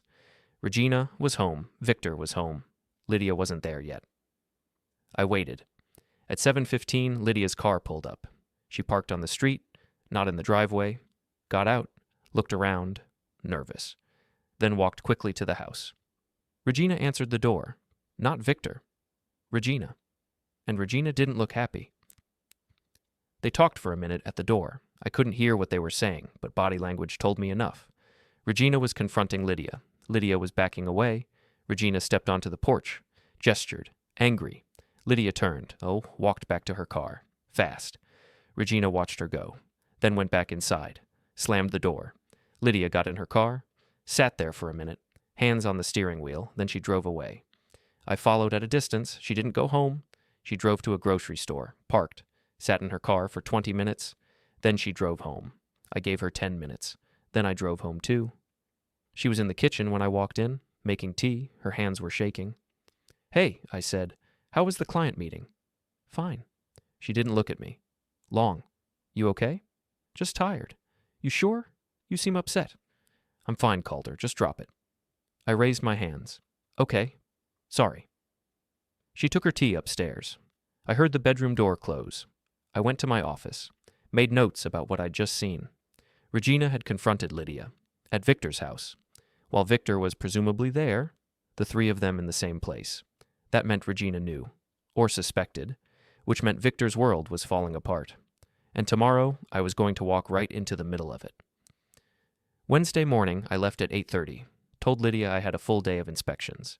She barely looked up from her phone. Okay. You all right? I'm fine. She wasn't fine. She looked exhausted, stressed. I left, drove to Riverside, parked in front of Victor's house at 8:55. Regina opened the door before I could knock. Mr. Rook, thank you for coming. Of course. She looked terrible, eyes red, no makeup, wearing sweatpants and a t-shirt. Come in, she said. I stepped inside. The house was nice, expensive furniture, clean, organized, but there was tension in the air, the kind you feel in a place where people have been fighting. What areas are you most concerned about? I asked, pulling out my tablet. I don't know. Everything? I need to know if this house is solid. Structurally? Yes, structurally, financially, whatever you can tell me. I looked at her carefully. Ms. Paulson, are you okay? No. Her voice broke. I'm not okay. I found out my boyfriend is cheating on me, and I found out his business is failing, and I found out we might lose this house because he can't make the mortgage payments. I'm sorry. I know this isn't what you're here for. I know you do structural inspections, not relationship counseling, but I don't know who else to talk to. I set my tablet down. How about I make us some coffee and you tell me what's going on? She nodded, led me to the kitchen. I made coffee while she talked. About Victor, about how he'd been distant, about the money problems she'd discovered, about the other woman she'd confronted last night, about how everything was falling apart. I listened, didn't interrupt, just let her talk. When she finished, I handed her a cup of coffee. Do you want my honest assessment? I asked. Yes. Victor's in over his head financially. His commercial properties are failing. He's got code violations he can't afford to fix. And based on what you're telling me, he's been lying to you about all of it. So what do I do? Protect yourself. You're on the deed to this house. That's an asset. But if Victor's business collapses, creditors might come after everything.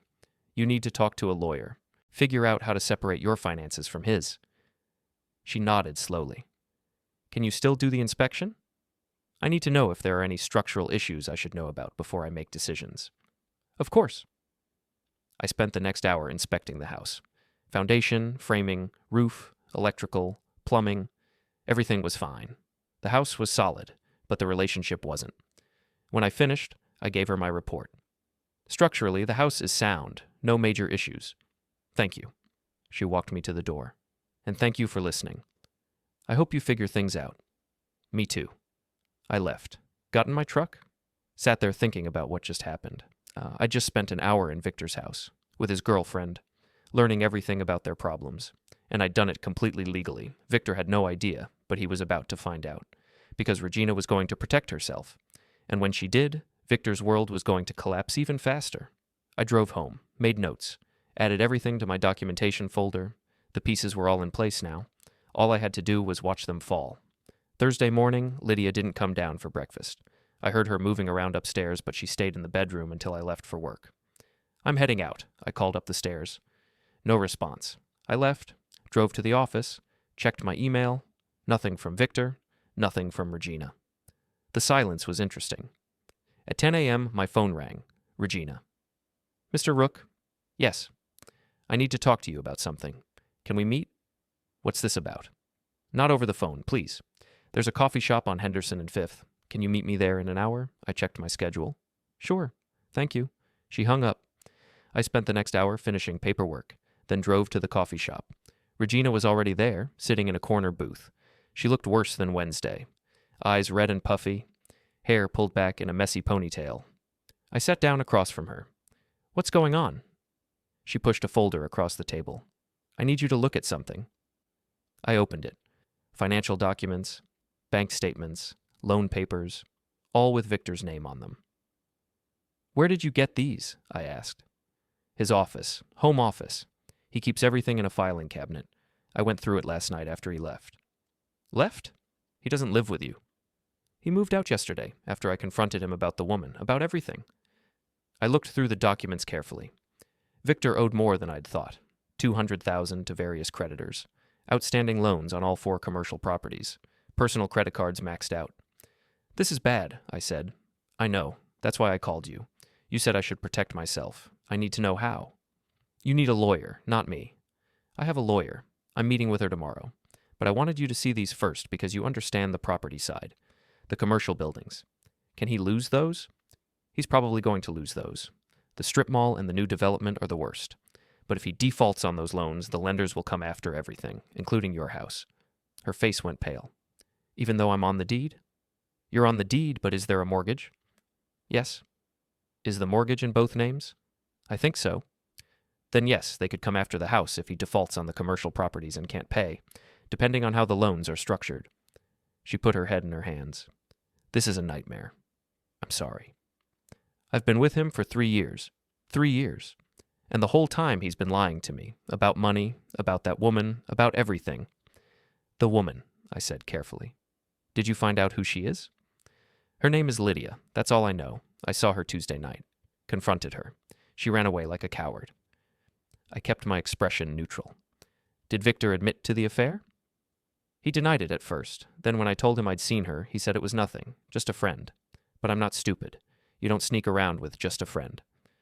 No, you don't. She looked up at me. Can I ask you something? Sure. Why are you helping me? You don't know me. This isn't your problem. I thought about how to answer that. The truth was complicated. Because you asked, I said finally. And because I don't like seeing people get taken advantage of. Thank you. She wiped her eyes.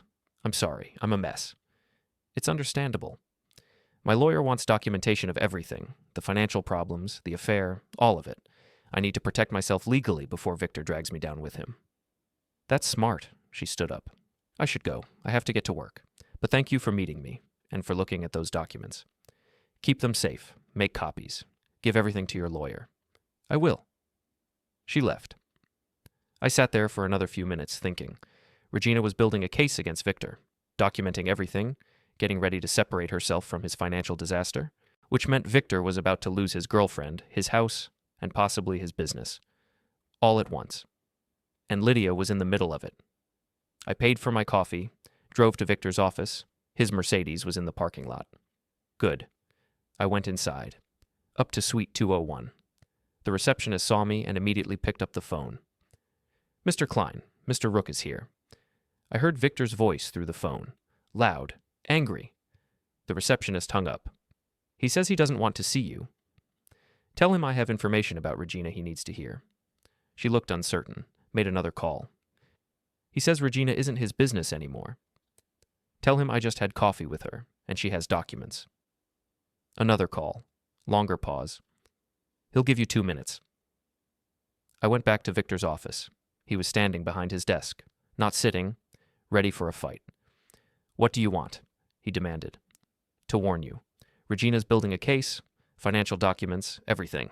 She's going to her lawyer tomorrow. How do you know that? She told me, at coffee, an hour ago. His face went red. You had coffee with my girlfriend. Ex-girlfriend, apparently. She hired me to inspect your house, remember? We've been in contact. This is harassment. You're harassing me, and now you're going after Regina. I'm not going after anyone. She called me. She's scared and looking for answers. Answers to what? To why you've been lying to her about money, and about Lydia. Victor went very still. What did you say? Lydia. Your other woman. Regina knows about her. Confronted her Tuesday night at your house. How do you know about... He stopped. Understanding dawned on his face. You followed her. I didn't have to follow anyone. Regina told me everything. She saw Lydia at your house. She knows you've been cheating. Victor came around the desk, got in my face. Who the hell are you? I didn't back up. I told you, I'm a structural safety inspector. No, you're not. You're something else. You're working for someone, a competitor, or maybe you're a private investigator. I'm exactly who I said I am. Then why do you care about my personal life? Why do you care about Regina? Why are you in my business? Because you're failing, and when people fail, they take others down with them. I'm trying to prevent that. By threatening me? By spying on me? I haven't threatened you. I've documented code violations and offered you time to fix them. That's professional courtesy. This isn't about code violations. This is personal. You have some agenda. He was close now, close enough that I could see the veins in his neck, the sweat on his forehead, the desperation in his eyes. This was a man coming apart. Mr. Klein, I said calmly, you need to step back. Or what? Or I'll leave, and I'll file formal reports on all your properties. Today, with the city and with the state licensing board. That made him step back. You're threatening me now. No, I'm giving you a choice. You can keep acting like I'm your enemy and deal with the consequences. Or you can accept that your business is failing, your relationships are failing, and you need to start making better decisions before everything collapses. Get out. Gladly. I walked to the door, stopped, turned back. One more thing. Regina's planning to file something legal to protect her assets from your debts. She's going to separate herself from you financially, which means you're about to lose the house. That house is half mine. Not if she proves you defrauded her. Not if she proves you hid financial information from her. Then a judge might give her full ownership to compensate for damages. His hands were shaking. You can't know that. I'm not a lawyer, but I've seen similar situations. People who lie about money and cheat on their partners don't usually come out ahead in court. I left. Walked out through the reception area, down the stairs, into the parking lot. My heart was pounding. Not from fear, from adrenaline, from the satisfaction of watching Victor realize how much trouble he was really in. I just pushed him hard, made him paranoid, made him angry, made him unstable, and unstable people make mistakes. I drove to my next scheduled inspection, spent 3 hours checking a restaurant renovation, found problems with the gas lines, wrote my report. At 4 p.m., my phone buzzed, text from an unknown number. We need to talk. Victor. I stared at the message, didn't reply immediately. Let him sweat. At 5 p.m., I replied, About what? Everything. Can we meet? Somewhere neutral. Why? Because I think we got off on the wrong foot. I want to clear the air, right. He wanted to figure out who I was, what I knew, what I wanted. Tonight, 7 p.m., Riverside Park, by the fountain. I'll be there. I drove home. Lydia's car wasn't in the driveway. Not surprising. She'd been avoiding me since Tuesday night when Regina confronted her. I went inside, changed clothes, made a sandwich, standing at the counter. At 6:45, I drove to Riverside Park. Got there early. Parked where I could see the fountain, though I waited. At 7 p.m., Victor's Mercedes pulled up. He got out. Looked around, nervous. I got out of my truck, walked over to the fountain. He saw me, walked over slowly, hands in his pockets, defensive body language. "Thanks for meeting me," he said. "What do you want, Victor?" To understand what's happening. You show up at my office twice. You talk to Regina. You know about my properties, my finances, my personal life. Who are you, really? I told you. I'm a structural safety inspector. Stop saying that. Nobody does this much digging just for code violations. You'd be surprised. No, there's something else, something personal. I didn't respond, just let the silence hang there. Victor studied my face. Do I know you? No. Have we met before? No. Then why? Why are you doing this? I could have told him then. Could have said, because you're sleeping with my wife, because you're helping her lie to me, because you're both destroying my marriage and I'm going to destroy you. But I didn't, because he needed to figure it out himself. He needed to lie awake at night wondering. He needed to feel the paranoia eat at him. I'm doing my job, I said simply. Your job is to inspect buildings, not ruin people's lives. I haven't ruined anything. You did that yourself. The code violations exist, the debt exists, the lies to Regina exist. I just pointed them out. And Lydia? How do you know about Lydia? Regina told me, like I said. But how did you know to ask? How did you know where to look? I'm observant. It's part of my job. He shook his head. This doesn't make sense. None of this makes sense. Maybe you're just not used to consequences. What? Consequences. You borrowed money you can't pay back. You violated building codes because it was cheaper. You cheated on your girlfriend because you thought you could get away with it.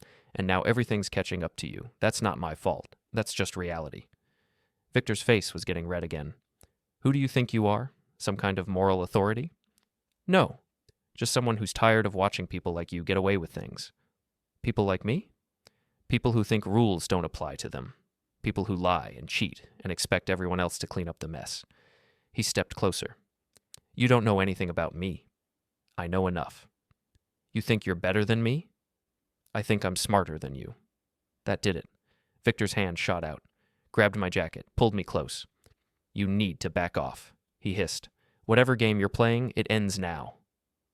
I didn't push him away, didn't fight back, just stood there, calm. Let go of me, Victor. Or what? Or I'll have you arrested for assault. We're in a public park. There are cameras, people walking by. You really want to add that to your problems? He held on for another second, then let go, stepped back. This isn't over, he said. No, it's not. I'm going to find out who you really are, what you really want. Good luck with that. I turned, walked back to my truck. Didn't look back. Got in, drove away. In my rearview mirror, I could see Victor standing by the fountain, alone, staring after me. I smiled, because he'd just physically grabbed me in a public place, lost his temper, lost control, exactly what I wanted him to do. People who lose control make mistakes. And Victor was about to make a lot more mistakes. I drove home. Lydia's car was in the driveway now. I went inside. She was in the kitchen, making dinner, pasta. She looked up when I came in. Hey. Her voice was quiet, uncertain. Hey. I made enough for both of us, if you're hungry. Thanks.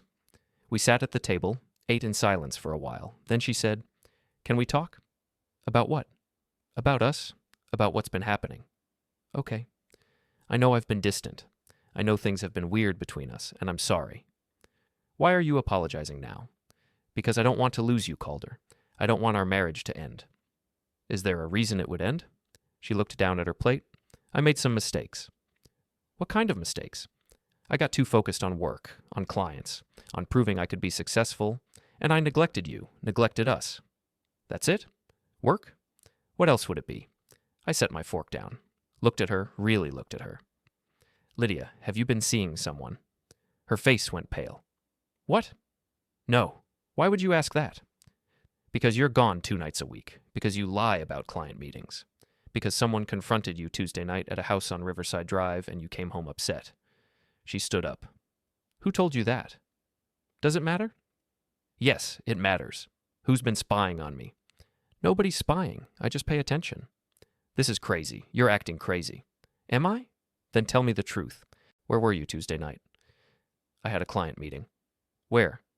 At their office. What's the client's name? That's confidential? Convenient. She grabbed her purse. I don't have to stand here and be interrogated. Where are you going? Out. Away from you and your paranoid accusations. She headed for the door. I didn't try to stop her. Lydia. She turned. What? When you lie, you look down and to the left. You've done it since I met you. It's how I always know. She stared at me, mouth open. No response. Then she left. Slammed the door hard enough to rattle the frame. I sat there at the table, finished my pasta, cleared the dishes, washed them.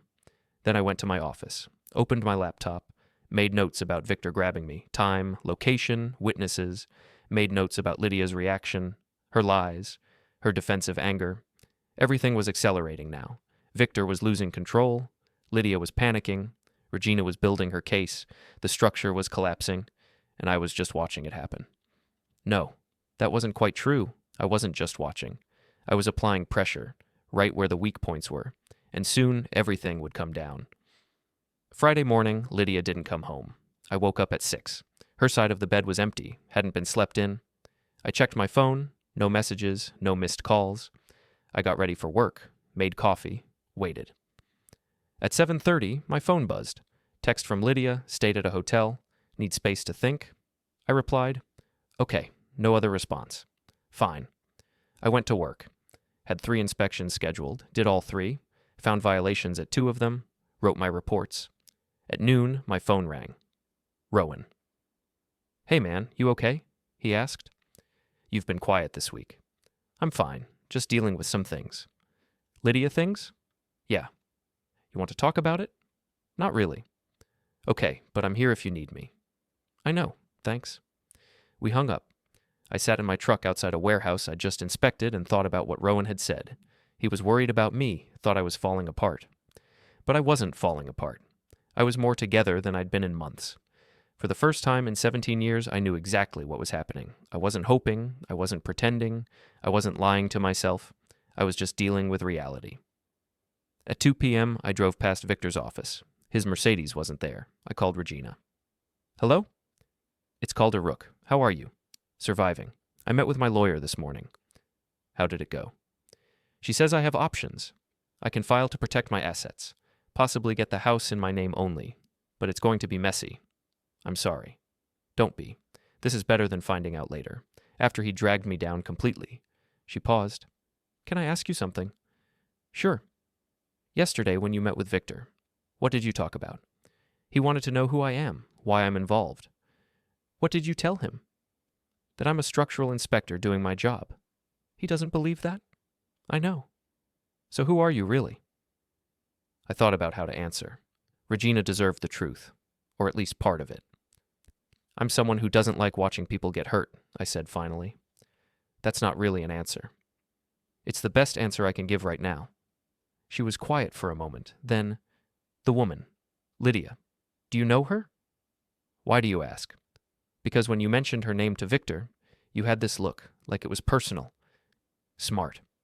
Regina was smarter than Victor gave her credit for. What if I do know her? I asked carefully. Then I'd say you're not just a structural inspector. You're someone with a reason to care about Victor's business failing. Maybe. Is she your wife?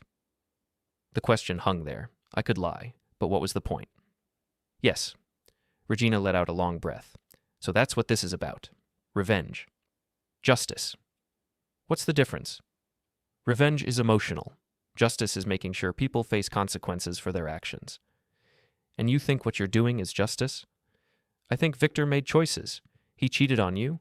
He lied about money. He's been seeing my wife. Those are his choices. I'm just making sure those choices have consequences. By destroying his business? His business is destroying itself. I'm just documenting it. She was quiet again. Then, I should be angry with you for using me. I didn't use you. You called me, you hired me, you asked for help. And you gave it. But not because you wanted to help me, because it helped you hurt Victor. Both things can be true. Another pause. I don't know if I should thank you or hate you. You should protect yourself. That's all that matters. What are you going to do next? I don't know yet. Are you going to confront your wife? Eventually. And Victor? He'll figure it out, or he won't. Either way, his problems are getting worse. Because of you. Because of him. He made this bed. He's just lying in it now. Regina sighed. I hope you get what you want, Calder. Whatever that is. Thank you. But be careful. Victor's not stable right now. He's angry and desperate. People like that do stupid things. I know. Just be careful. She hung up. I sat in my truck thinking about what she'd said. Victor wasn't stable. He was desperate. Good. Desperate people make the biggest mistakes. At 4 p.m., I got a call from an unknown number. I answered. Calder Rook? Yes? This is Officer Martinez with the Riverside Police. We need you to come down to the station to answer some questions. My stomach dropped.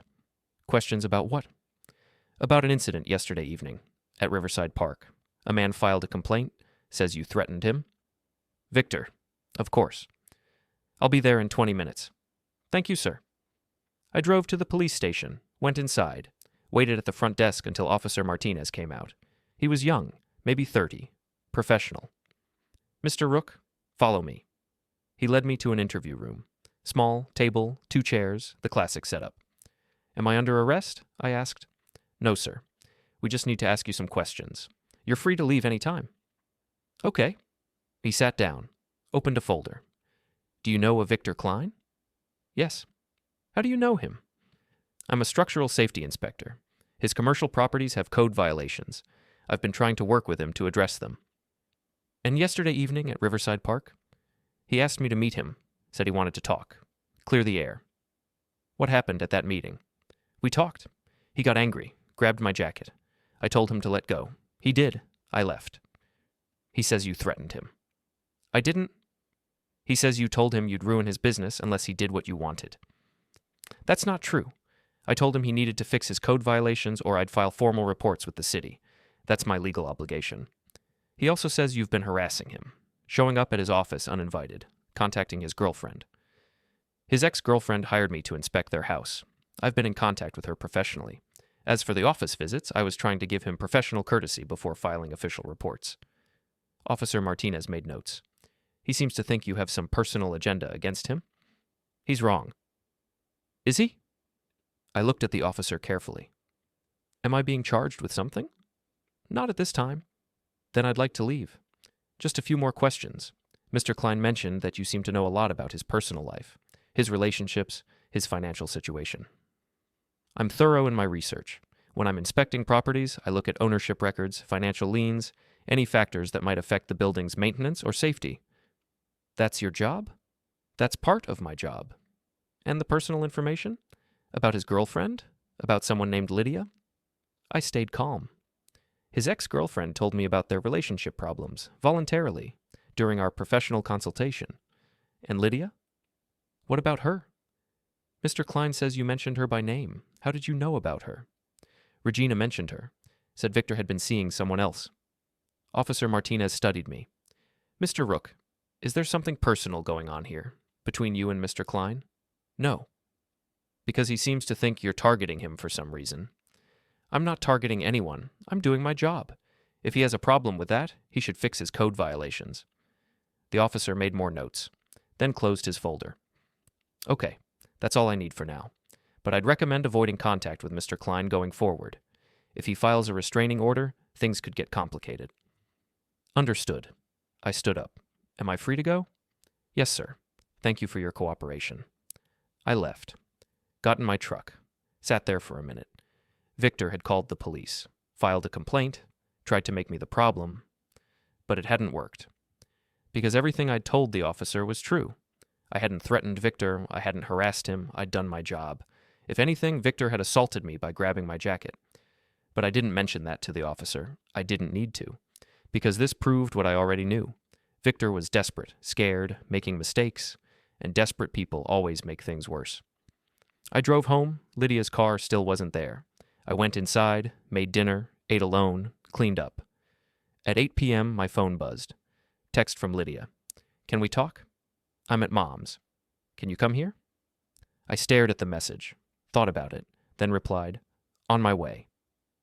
I drove to Helen's house, parked in the driveway. Went to the door. Helen answered, cold as always. Calder. Helen. She's in the living room. I went inside. Lydia was sitting on the couch. She looked terrible, exhausted, eyes red from crying. Thanks for coming, she said quietly. What do you want to talk about? Helen was hovering in the doorway. Lydia looked at her. Mom, can you give us some privacy? I don't think that's a good idea.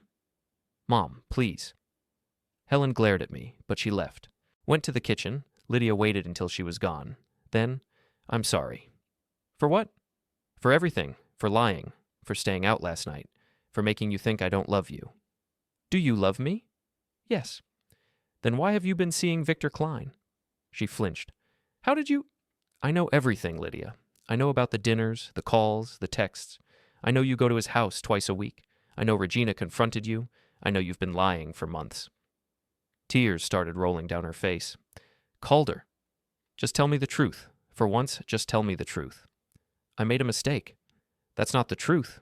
That's an excuse. I was lonely. You're always working. You never talked to me. I felt invisible. So you started an affair. It wasn't supposed to be an affair. It was just, he paid attention to me. He made me feel important, special. And that's worth 17 years of marriage? No, it's not. I know that now. I ended it. When? Wednesday, after Regina confronted me, after I realized how stupid I'd been. I told Victor it was over. I told him I wanted to fix my marriage. And what did he say? He was angry, said I was making a mistake. But I don't care. I don't want him. I want you. I sat down in the chair across from her. Lydia, you laughed at me. When I asked about the credit card charge, you laughed and said you could get divorced anytime you wanted. I was angry. I didn't mean it. Yes, you did. You meant every word. You were already planning to leave. You were just waiting for the right time. That's not true. Stop lying. My voice was louder than I'd meant it to be. Lydia jumped. From the kitchen, I could hear Helen moving. I took a breath, lowered my voice. I'm tired of the lies, Lydia. I'm tired of pretending. If you want a divorce, just say it. Sign the papers. We'll divide assets fairly and move on. I don't want a divorce. Then what do you want? I want to fix this. I want to go to counseling. I want to earn back your trust. Trust? I almost laughed. You've been sleeping with another man for months. You've lied to my face every single day. You've taken money from our joint account to go on dates with him, and now you want me to trust you? Please, Calder, please. I'll do anything. Anything except tell the truth, apparently. I am telling the truth. No, you're telling me what you think I want to hear. There's a difference. She buried her face in her hands, sobbing now. I sat there watching her cry. Felt absolutely nothing. No anger, no sadness, no pity, just clarity. Lydia, I said quietly. Do you love Victor? She looked up. What? Do you love him? No, I told you. It was a mistake. That's not what I asked. I asked if you love him. I don't. She stopped, started again. I thought I did, for a little while, but I don't. I love you. You love me now, because Victor's life is falling apart, and suddenly I look like the safer option. That's not fair.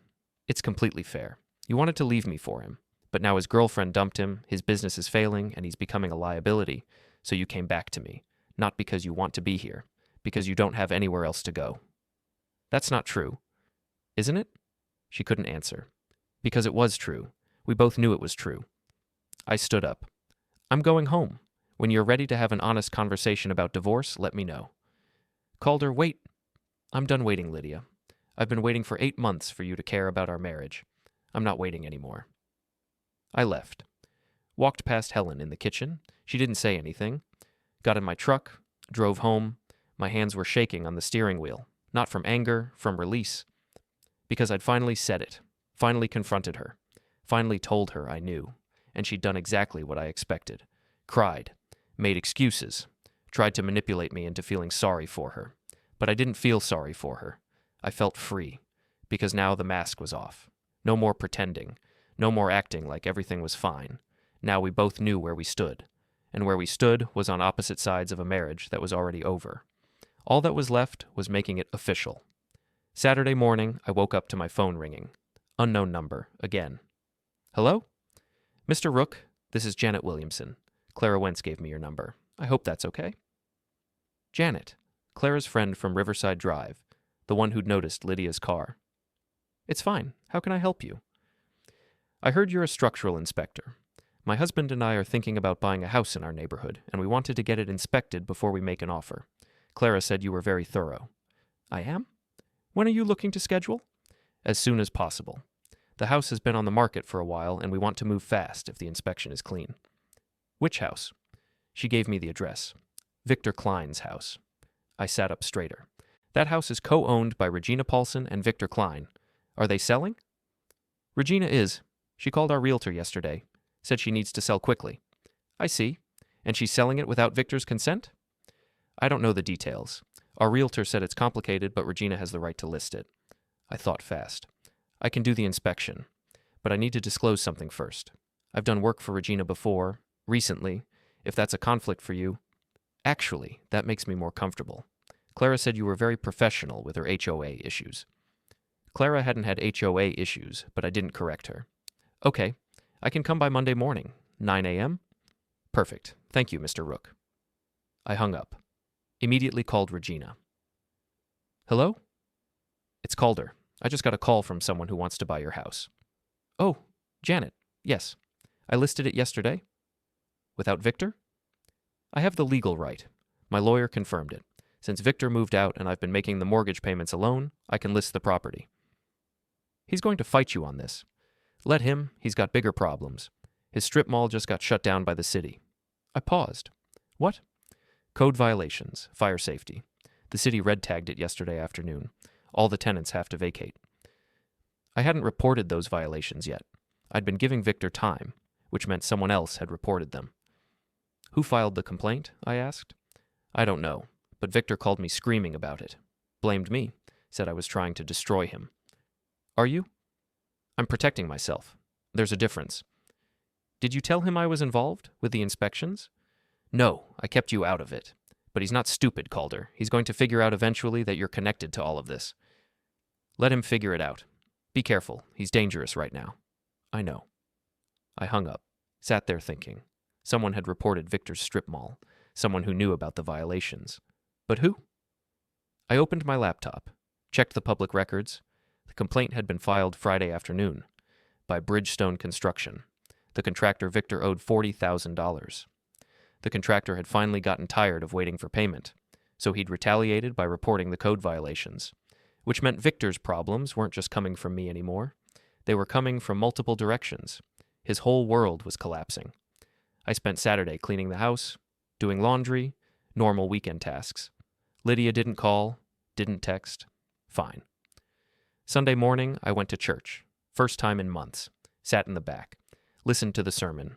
Thought about forgiveness and redemption and whether I believed in either one anymore. After church, I drove past Victor's office. The parking lot was empty. Sunday, nobody there. I drove to his house. Regina's car was in the driveway. Victor's Mercedes wasn't. I parked. Went to the door, rang the bell. Regina answered. Calder, what are you doing here? I wanted to check on you, make sure you're okay. I'm fine. Packing, getting ready to move. Already? If Janet and her husband buy the house, closing could be in 3 weeks. I need to be ready. Where will you go? My sister's in Austin, new city, fresh start. That's good. She studied me. You're still worried about Victor? Should I be? Probably. He called me yesterday, 6 times, left messages, angry, desperate, saying I couldn't sell the house, saying he'd sue me, saying a lot of things that didn't make sense. Did you call the police? No, he's just venting. He's not actually dangerous. Regina, I know what you're thinking, but I know Victor. He gets angry, but he doesn't actually do anything. He's all talk. People change when they're desperate. He's not going to hurt me, Calder. I wanted to believe her, but I'd seen Victor at the park, seen him grab my jacket, seen the rage in his eyes. Just be careful, I said. I will. You should too. He blames you for a lot of this. How do you know? He said so in one of the messages. Said some inspector was targeting him, trying to destroy his business. That had to be you. What exactly did he say? That someone was digging into his properties, finding violations, reporting them, making his life impossible. He thinks it's personal. It is personal. Then you need to be careful too. If he figures out you're Lydia's husband, he won't. How can you be sure? Because I've been careful. I've kept everything professional. There's no way to connect me to Lydia publicly. What about insurance records, bank accounts, anything that shows you're married? I froze. Insurance records. We had a joint insurance policy. Home, auto, life, through Lydia's name. But I was listed as a co-insured, and insurance records were public if you knew where to look. I need to go, I said. What's wrong? Insurance. Our insurance has both names on it. If Victor pulls insurance records, he'll know you're married to Lydia. And he'll know I've been targeting him deliberately. Regina's face went pale. Calder, if he figures that out, I know. What are you going to do? I don't know yet, but I need to go. I left, got in my truck, drove home fast, pulled into the driveway. Lydia's car was there. She was home. I went inside. She was in the living room, laptop open, working. Lydia. She looked up. Hi, I came to get some things. I'm still at my mom's, but I needed my work files. We need to talk, right now. About what? About Victor, about insurance records, about how if he looks up our insurance policy, he's going to know we're married. Her face went white. What? Insurance records are public. Our home policy, our auto policy, both have our names on them. If Victor searches for me, he'll find them. Why would he search for you? Because he thinks I'm targeting him. Because he's desperate and angry and trying to figure out who's behind his problems. And if he finds out, he'll know I'm your husband. He'll know I've been targeting him deliberately. And he'll know everything I've done was because of you. Lydia stood up. What have you done, Calder? What have I done? I've been documenting his code violations. I've been talking to Regina. I've been watching his business fail. Why? Why would you do that? Because he's been sleeping with my wife. What did you expect me to do? Just accept it? I told you I ended it. That doesn't change what you did. That doesn't change the 4 months of lies. So this is revenge? You've been targeting Victor for revenge? Justice, not revenge. What's the difference? The difference is everything I've done has been legal. Everything I've documented is real. He's actually failing. I just made sure everyone knew about it. Lydia put her hands over her mouth. Oh God, Calder. If he figures this out... What? What will he do? He's unstable right now. His business is collapsing. Regina left him. If he finds out you're behind it, I'm not behind it. He's behind it. He made the choices that got him here. He won't see it that way. I don't care how he sees it. Well, you should care. Because if he finds out, he could come after you. He could come after us. Let him try. Calder. No. I'm done being scared of Victor. I'm done pretending. If he finds out, he finds out. And then we'll deal with it. Lydia grabbed her purse. I can't be here. I can't be part of this. You're already part of this. You made yourself part of this when you started the affair. I'm leaving. Go ahead. Run away. That's what you do best. She stopped at the door, turned back. I never wanted this. I never wanted you to... To what? To find out? To care? To do something about it? To become this. This person I don't recognize. Funny. I was thinking the same thing about you. She left. Slammed the door. I stood there in the living room, breathing hard. My phone buzzed, email notification from Victor Klein. Subject, I know who you are. I opened it. Calder Rook, married to Lydia Rook, co-insured on home policy through State Farm. I pulled the records. Took me 5 minutes. You're her husband, which means everything you've done has been personal. The office visits, the code violation reports, talking to Regina, all of it. You've been targeting me because of Lydia. That makes this harassment. That makes this illegal. I'm filing a restraining order, and I'm filing a formal complaint with the state licensing board. You'll lose your inspector license. You'll lose your career. And then I'm coming after you legally for everything you've done. You wanted to destroy me. I'm going to destroy you first. Victor Klein. I read it 3 times. He knew. He'd figured it out. And now he was coming after me. I should have been worried. Should have been scared. But I wasn't. Because Victor had just made the biggest mistake of his life. He'd threatened me in writing. He'd admitted he knew I was targeting him. Which meant he knew why. Which meant he just confirmed the affair. in an email that I could use. I forwarded the email to my documentation folder, saved it, backed it up. Then I replied, "Victor, you're right. I am Lydia's husband. And yes, everything I've done has been personal, but it's also been legal. The code violations are real. The financial problems are real. The reports I've filed are accurate. You can come after my license if you want. You can file restraining orders. But it won't change the fact that you're failing, that your business is collapsing, that you lost Regina, that you lost everything. Because you made bad choices, and those choices have consequences. Enjoy the lawsuits." Calder Rook, I hit send, then I called Rowan. "Hey man," he answered. "What's up? I need your help. Can you meet me tomorrow morning, early?" "Sure. What's going on?" "Victor Klein knows I'm Lydia's husband. He just threatened me, formally, in writing." "Is he insane?" "He's desperate." "What do you need from me?" "Insurance advice. Legal advice. How to protect myself if he tries to sue me." "I'll call my lawyer friend. We can meet with him tomorrow." "Thank you." "Calder?" "Yeah?" "Are you okay?" Was I okay? My wife had been cheating on me for months. Her lover had just figured out I'd been systematically destroying his life. I was probably about to lose my inspector's license. And everything was about to get much, much worse. "Yeah," I said. "I'm okay." "You sure?" "I'm better than okay, actually, because now everything's out in the open. No more secrets, no more pretending, just consequences. That's a dangerous attitude." "Maybe, but it's honest." "Just don't do anything stupid." "I won't. I'll see you tomorrow." I hung up, sat in my living room alone, and smiled. Because Victor thought he'd won by figuring out who I was. But he'd actually lost. He'd confirmed the affair in writing. He'd threatened me in writing. He'd given me everything I needed for the divorce, and for whatever came next. The structure was completely collapsed now. All that was left was clearing the rubble, and I was very good at clearing rubble. Monday morning, I met Rowan and his lawyer friend at a coffee shop downtown. The lawyer's name was Thomas Chen. Mid-40s, sharp suit, sharper eyes. "Show me the email," he said. I pulled it up on my phone, handed it over. Thomas read it carefully, twice, then smiled. "This is perfect," he said. "Perfect how?" I asked. "He admits knowing about the affair. He admits you were targeting him because of it.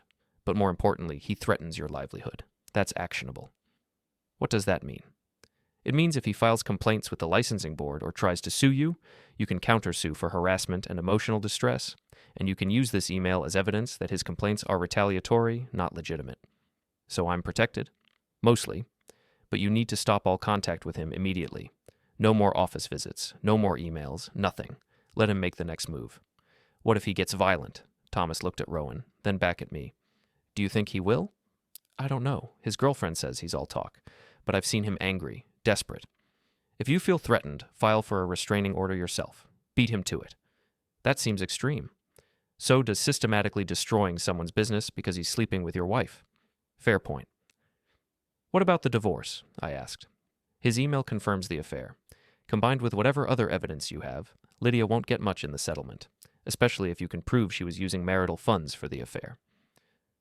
I thought about the credit card statements, the $400 dinners, all on our joint account. "I can prove it," I said. "Then you're in good shape. File for divorce, use the email, document everything, and stay away from Victor Klein." We talked for another 30 minutes. Thomas gave me his card, said to call if anything escalated. I thanked him, thanked Rowan. Left. Drove to Victor's house for the inspection Janet had scheduled. Janet and her husband were already there, so was Regina and a realtor.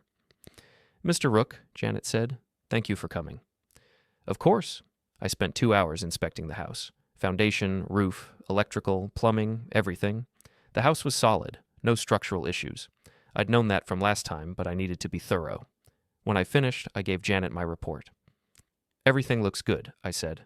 "Minor maintenance items, but nothing serious." "That's great news." Janet looked at her husband. They nodded to each other. "We'll make an offer today." Regina looked relieved. "Thank you." The realtor started paperwork. Janet and her husband followed him outside. Regina pulled me aside. "I got a call from Victor this morning."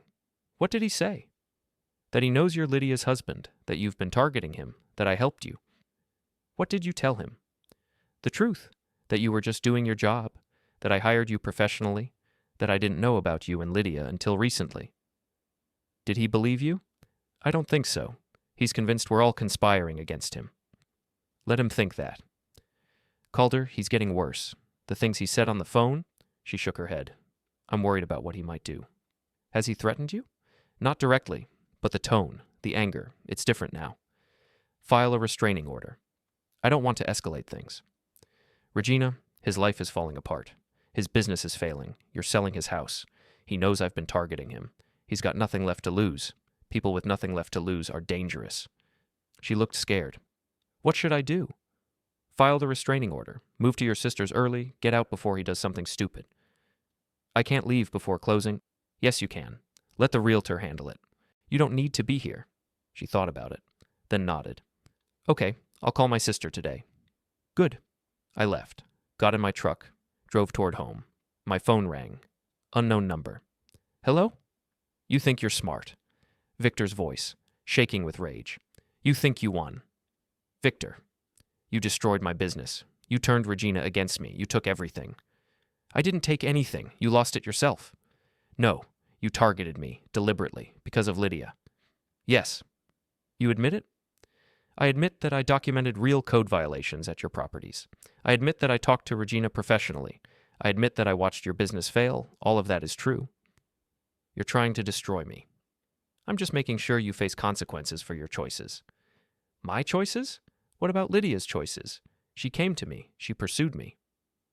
That stopped me. What? You didn't know? She's the one who started it, at a networking event 6 months ago. She flirted with me, gave me her number, invited me to lunch. You're lying. Am I? Ask her. Ask her who made the first move. Ask her who suggested we get together. Even if that's true. It is true. And you know what? She told me about you, about how boring you were, how predictable, how she felt trapped. I gripped the steering wheel tighter. Victor. She said she was going to leave you, that she just needed time to figure out the logistics. She said once she had everything in place, she'd file for divorce and we'd be together. Then why did she end it? Because you called her bluff with those divorce papers. You scared her, made her realize she'd lose her comfortable life, so she ran back to you, not because she loves you, because you're safe. If this is true, then you are a strange person to believe her. Maybe, but at least I know the truth. She was using both of us. She wanted your stability and my excitement, and when she couldn't have both, she chose whoever gave her the best deal at the moment. I didn't respond, because part of me wondered if he was right. You destroyed my life for a woman who doesn't actually want either of us, Victor said. How does that feel? Better than being you. We'll see. I'm coming for you, Calder, legally, professionally, every way I can. You took everything from me, I'm going to return the favor. Good luck with that. You think I won't? You think I don't have resources? I still have lawyers, I still have connections, and I'm going to use every single one to make sure you pay for what you've done. Victor, you grabbed me in a public park. You threatened me in writing. You've admitted to having an affair with my wife. If you try to come after me, I'll bury you in court. Then I guess we're both going down. He hung up. I sat there in my truck, hands shaking. Not from fear, from realization. What if Victor was right? What if Lydia had pursued him? What if she'd planned to leave me all along? I thought about the timeline, the laugh in the kitchen, her confidence when she said she could get divorced any time. She'd been so sure of herself, because she'd already had a backup plan. Victor. And when I'd called her bluff, when I'd actually presented divorce papers, she'd panicked. Because she wasn't ready yet. Hadn't figured out the logistics. Hadn't secured her position, so she'd played both sides. Kept me thinking we could fix things. Kept Victor thinking they had a future. Until Regina had confronted her and everything had fallen apart. Then she'd come running back to me, not because she loved me, because I was the safer option. The anger I'd been holding back for months finally broke through. All of this. Everything I'd done. Targeting Victor, destroying his business, watching his life collapse. And Lydia had been using both of us the entire time. I drove to Helen's house, pulled into the driveway, went to the door. Helen answered. Calder, Lydia's not... I pushed past her, went to the living room. Lydia was on the couch.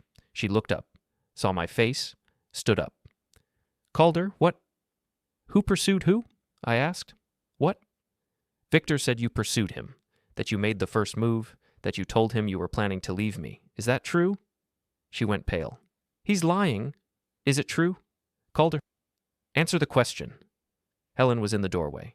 Don't you dare raise your voice in my house. Stay out of this, Helen. I kept my eyes on Lydia. Did you pursue Victor? Did you plan to leave me? Lydia's eyes filled with tears.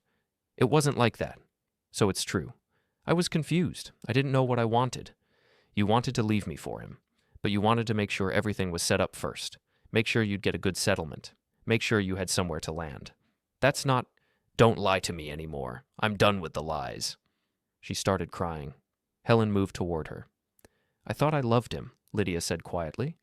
I thought he was everything you weren't. Exciting, spontaneous, successful. And then his life started falling apart, and suddenly I looked better again. No! I realized I'd made a mistake. I realized what we had was worth saving. We don't have anything, Lydia. We haven't had anything for months. Hey, you checked out of this marriage long before you started seeing Victor. That's not true. Yes, it is. And you know what? I'm done pretending it isn't. I pulled the divorce papers out of my jacket, the ones she'd refused to sign weeks ago, put them on the coffee table. Sign them, I said. Calder, please. Sign them, or I'll file contested divorce and drag every detail of your affair into public record. Every dinner you charged to our joint account, every text message, every lie. I'll make sure everyone knows exactly what you did. Helen stepped forward. You can't threaten her. I'm not threatening. I'm giving her a choice. Sign the papers voluntarily and we'll split assets fairly. Or make me fight for it and I'll take everything I can. Lydia looked at the papers, then at me. You really want this? I wanted honesty. I wanted a real marriage. But since I can't have that, yes, I want this. She picked up the papers. Her hands were shaking. Where do I sign? I showed her. She signed, dated it, handed it back. There, she said. Are you happy now? No, but at least it's over. I took the papers, headed for the door. Calder. I stopped, didn't turn around. I did love you, she said quietly. Once? Yeah, I said. Once. I left, got in my truck, sat there looking at the signed divorce papers. It was done. 17 years. Over. But I didn't feel sad. I felt free. Tuesday afternoon, I got a call from Officer Martinez. Mr. Rook, we need you to come to the station again. What happened? Victor Klein filed assault charges against you. Says you threatened him yesterday at his house. I wasn't at his house yesterday. Can you prove that? I was at a different house, his ex-girlfriend's house, doing an inspection. I have witnesses, the buyers, the realtor, Regina herself. Okay. We still need you to come in and make a statement. I drove to the station, made my statement, provided contact information for all the witnesses. Officer Martinez made notes. Mr. Klein seems very focused on you. He's desperate. His business is failing. He's looking for someone to blame. Is there any truth to his claims that you've been harassing him? I've been documenting code violations at his properties. That's my job. If he considers that harassment, that's his problem. He also filed a complaint with the state licensing board. Says you've been acting outside professional boundaries. Let him? I've documented everything I've done. It's all legal. He's also filed for a restraining order. Hearing is scheduled for Friday. I'll be there. Martinez studied me. Mr. Rook, whatever's going on between you two, it needs to stop, before someone gets hurt. I agree. I haven't contacted him since Sunday. He's the one who called me yesterday. He says you've been driving past his properties. I drive past a lot of properties. That's my job. Martinez closed his folder. Just stay away from him. Completely. Don't give him any ammunition. I won't. I left. Drove home, found Lydia's car in the driveway. She was packing boxes in the living room. What are you doing? I asked. Moving my things. My lawyer said I should start separating our belongings now that the papers are signed. Where are you going? My mom's. Until I find an apartment. I watched her pack. She was taking photos from the walls, books from the shelves, little things we'd accumulated over 17 years. Did you mean what you said yesterday? She asked. That I checked out months ago? Yes. I didn't mean to. I didn't wake up one day and decide to stop loving you. No, you just stopped gradually, and then found someone else to love instead. I never loved Victor. I thought I did, but I didn't. Does it matter? She stopped packing, looked at me. It matters to me. I need you to know that everything I said about fixing our marriage, about wanting to try again, I meant it. You meant it because Victor's life fell apart and you needed a backup plan. That's not fair. It's completely fair. Victor told me you pursued him, that you told him you were leaving me, that you were just waiting for the right time. He's a liar. Is he? Because that matches everything I saw. The confidence when you said you could get divorced any time, the lies about client meetings, the separate life you were building. She sat down on the couch. Okay, fine. Yes. I thought about leaving you. I thought about building a life with Victor. But I realized I was wrong. I realized what we had was more important. We don't have anything anymore, Lydia. We have 17 years. We have memories. We have nothing. You destroyed it. And you know what? I helped by ignoring the signs, by pretending everything was fine when it wasn't, by being the boring, predictable husband you complained about. I never said you were boring. Victor said you did. He's lying. He's trying to turn you against me. He doesn't need to turn me against you. You did that yourself. She started crying. I know I messed up. I know I hurt you. But I'm trying to take responsibility. I'm trying to... To what? To make yourself feel better? This isn't about you, Lydia. This is about the fact that you lied to me for months. You made me think I was crazy for being suspicious. You laughed at me when I asked about expenses. You told me you could get divorced any time you wanted. I was angry. No, you were confident, because you had a plan. And when that plan fell apart, you came back to me, not because you wanted to, because you had to. That's not true. Then why did you sign the divorce papers? She didn't answer. You signed them because you know I'm right. You know this marriage is over. You're just sad that it didn't end on your terms. She wiped her eyes. You've changed, Calder. You used to be kind, understanding. I used to be naive. There's a difference. What happened to you? You did. You and Victor. You both showed me that people lie, that trust is meaningless, that 17 years of marriage can be thrown away for excitement and spontaneity, and whatever else you thought you were getting with him. So that's it? You're just going to be bitter for the rest of your life? No. I'm going to be smarter. I'm going to pay attention. I'm going to recognize when someone's lying to me. She stood up, grabbed another box. I'll be out by the end of the week. Take your time. I'm not in a rush. She looked at me. Do you hate me? I thought about it. Really thought about it. No, I said finally. I don't hate you. I just don't trust you. And without trust, there's nothing left. I'm sorry, Calder, for everything. Yeah, me too. She went upstairs to pack more things. I stood in the living room looking at the empty spaces on the walls where photos used to be. 17 years, reduced to boxes and blank walls. My phone buzzed. Text from Regina. Victor showed up at the house. Police are here. He's being arrested. Thought you should know. I called her. What happened? He came to the house, started pounding on the door, screaming about how I betrayed him, how you and I conspired against him. Janet and her husband were here doing a final walkthrough. They called the police. Is he still there? They just put him in the car. They're taking him in for trespassing and violating the restraining order I filed yesterday. Are you okay? Shaken. But okay. Janet and her husband are talking about backing out of the sale. They don't want to deal with this drama. Don't let them. Victor's going to be locked up for a while. And once the restraining order is official, he can't come near the property. I hope you're right. Call me if anything else happens. I will. Thank you, Calder. I hung up, went to my office, made notes about Victor's arrest. This was the beginning of the end. Victor was coming apart, making mistakes, getting arrested. Soon it would all be over. Upstairs, I could hear Lydia moving boxes, packing her life, leaving. Good. Let her leave. Let her start over somewhere else. Let her be someone else's problem. I was done.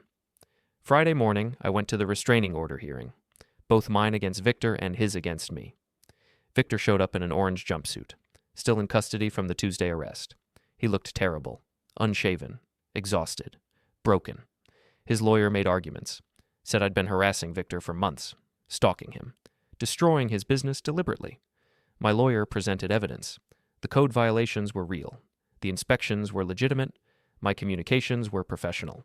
And then he presented Victor's email, the one where he admitted knowing about the affair, the one where he threatened my career. The judge read it, looked at Victor, looked at me. Mr. Klein, the judge said, did you send this email? Yes, but... And in this email you admit that Mr. Rook's wife was having an affair with you. Yes. And you threatened Mr. Rook's professional license? He was destroying my business by documenting real code violations, which is his job. The judge looked at Victor's lawyer. Your client has no case. The restraining order against Mr. Rook is denied. Victor's face went red. That's not fair. However, the judge continued, Mr. Rook's restraining order against you is granted. You are to stay at least 100 yards away from Mr. Rook, his property, and his workplace. Any violation will result in additional charges. Do you understand? This is wrong. Do you understand, Mr. Klein? Yes. The judge banged the gavel. We're done here. Victor was led out by officers. He looked back at me once, pure hatred in his eyes. I didn't react, just watched him go. Outside the courtroom, my lawyer shook my hand. That went well. What happens next? Victor will be released in a few days once he makes bail on the trespassing charge, but with the restraining order, he can't come near you. If he tries, he goes right back to prison. And the licensing board complaint? I'll respond on your behalf, but given that email and the judge's ruling, I don't think it'll go anywhere. Victor's credibility is destroyed. Thank you. I drove home. Lydia was loading the last boxes into her car. Helen was helping her. They both stopped when I pulled up. How did it go? Lydia asked. Restraining order against me was denied. Mine against him was granted. So it's over? With Victor? Yes. With us? That was already over. Helen glared at me. You didn't have to destroy that man's life. I didn't destroy anything. I just made sure people knew the truth. You're vindictive and petty. Maybe, but I'm honest. Which is more than I can say for your daughter. Lydia put a hand on her mother's arm. Mom, don't. He's ruining your life. No, I ruined my own life, and I have to live with that. Helen looked like she wanted to argue, but she didn't, just got in her car and drove away. Lydia looked at me. This is the last of it. I'll send my new address for the final paperwork. Okay. Calder? Don't. Just don't. She nodded, got in her car, drove away. I stood in the driveway and watched her go. Then I went inside, walked through the empty house, looked at the blank walls, the empty shelves, the spaces where her things used to be. It was quiet, peaceful. I went to my office, opened my documentation folder one last time, looked at everything I'd collected, photos, bank statements, emails, timeline, evidence of 4 months of lies, evidence of a marriage that had ended long before it was officially over. I closed the laptop. It was done. Victor was broken. His business was gone. His girlfriend had left. His house was sold. He'd been arrested. He had a restraining order against him. Lydia had signed the divorce papers. She'd moved out, started over somewhere else. And me? I was sitting in an empty house, alone. 17 years of marriage reduced to paperwork and blank walls. But I wasn't sad. I wasn't angry. I was just finished. Finished pretending. Finished hoping. Finished lying to myself. The structure had collapsed completely, just like I'd known it would, and I was still standing. Not because I'd won, because I'd been willing to watch everything fall. Monday morning, I got a call from Clara Wentz. Calder, I heard about you and Lydia. I'm so sorry. Thank you. If you need anything, I'm fine, really.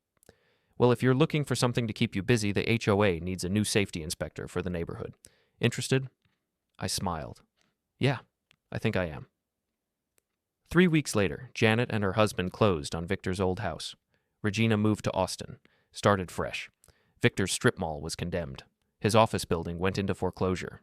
The Maple Street development was sold at auction. He lost everything.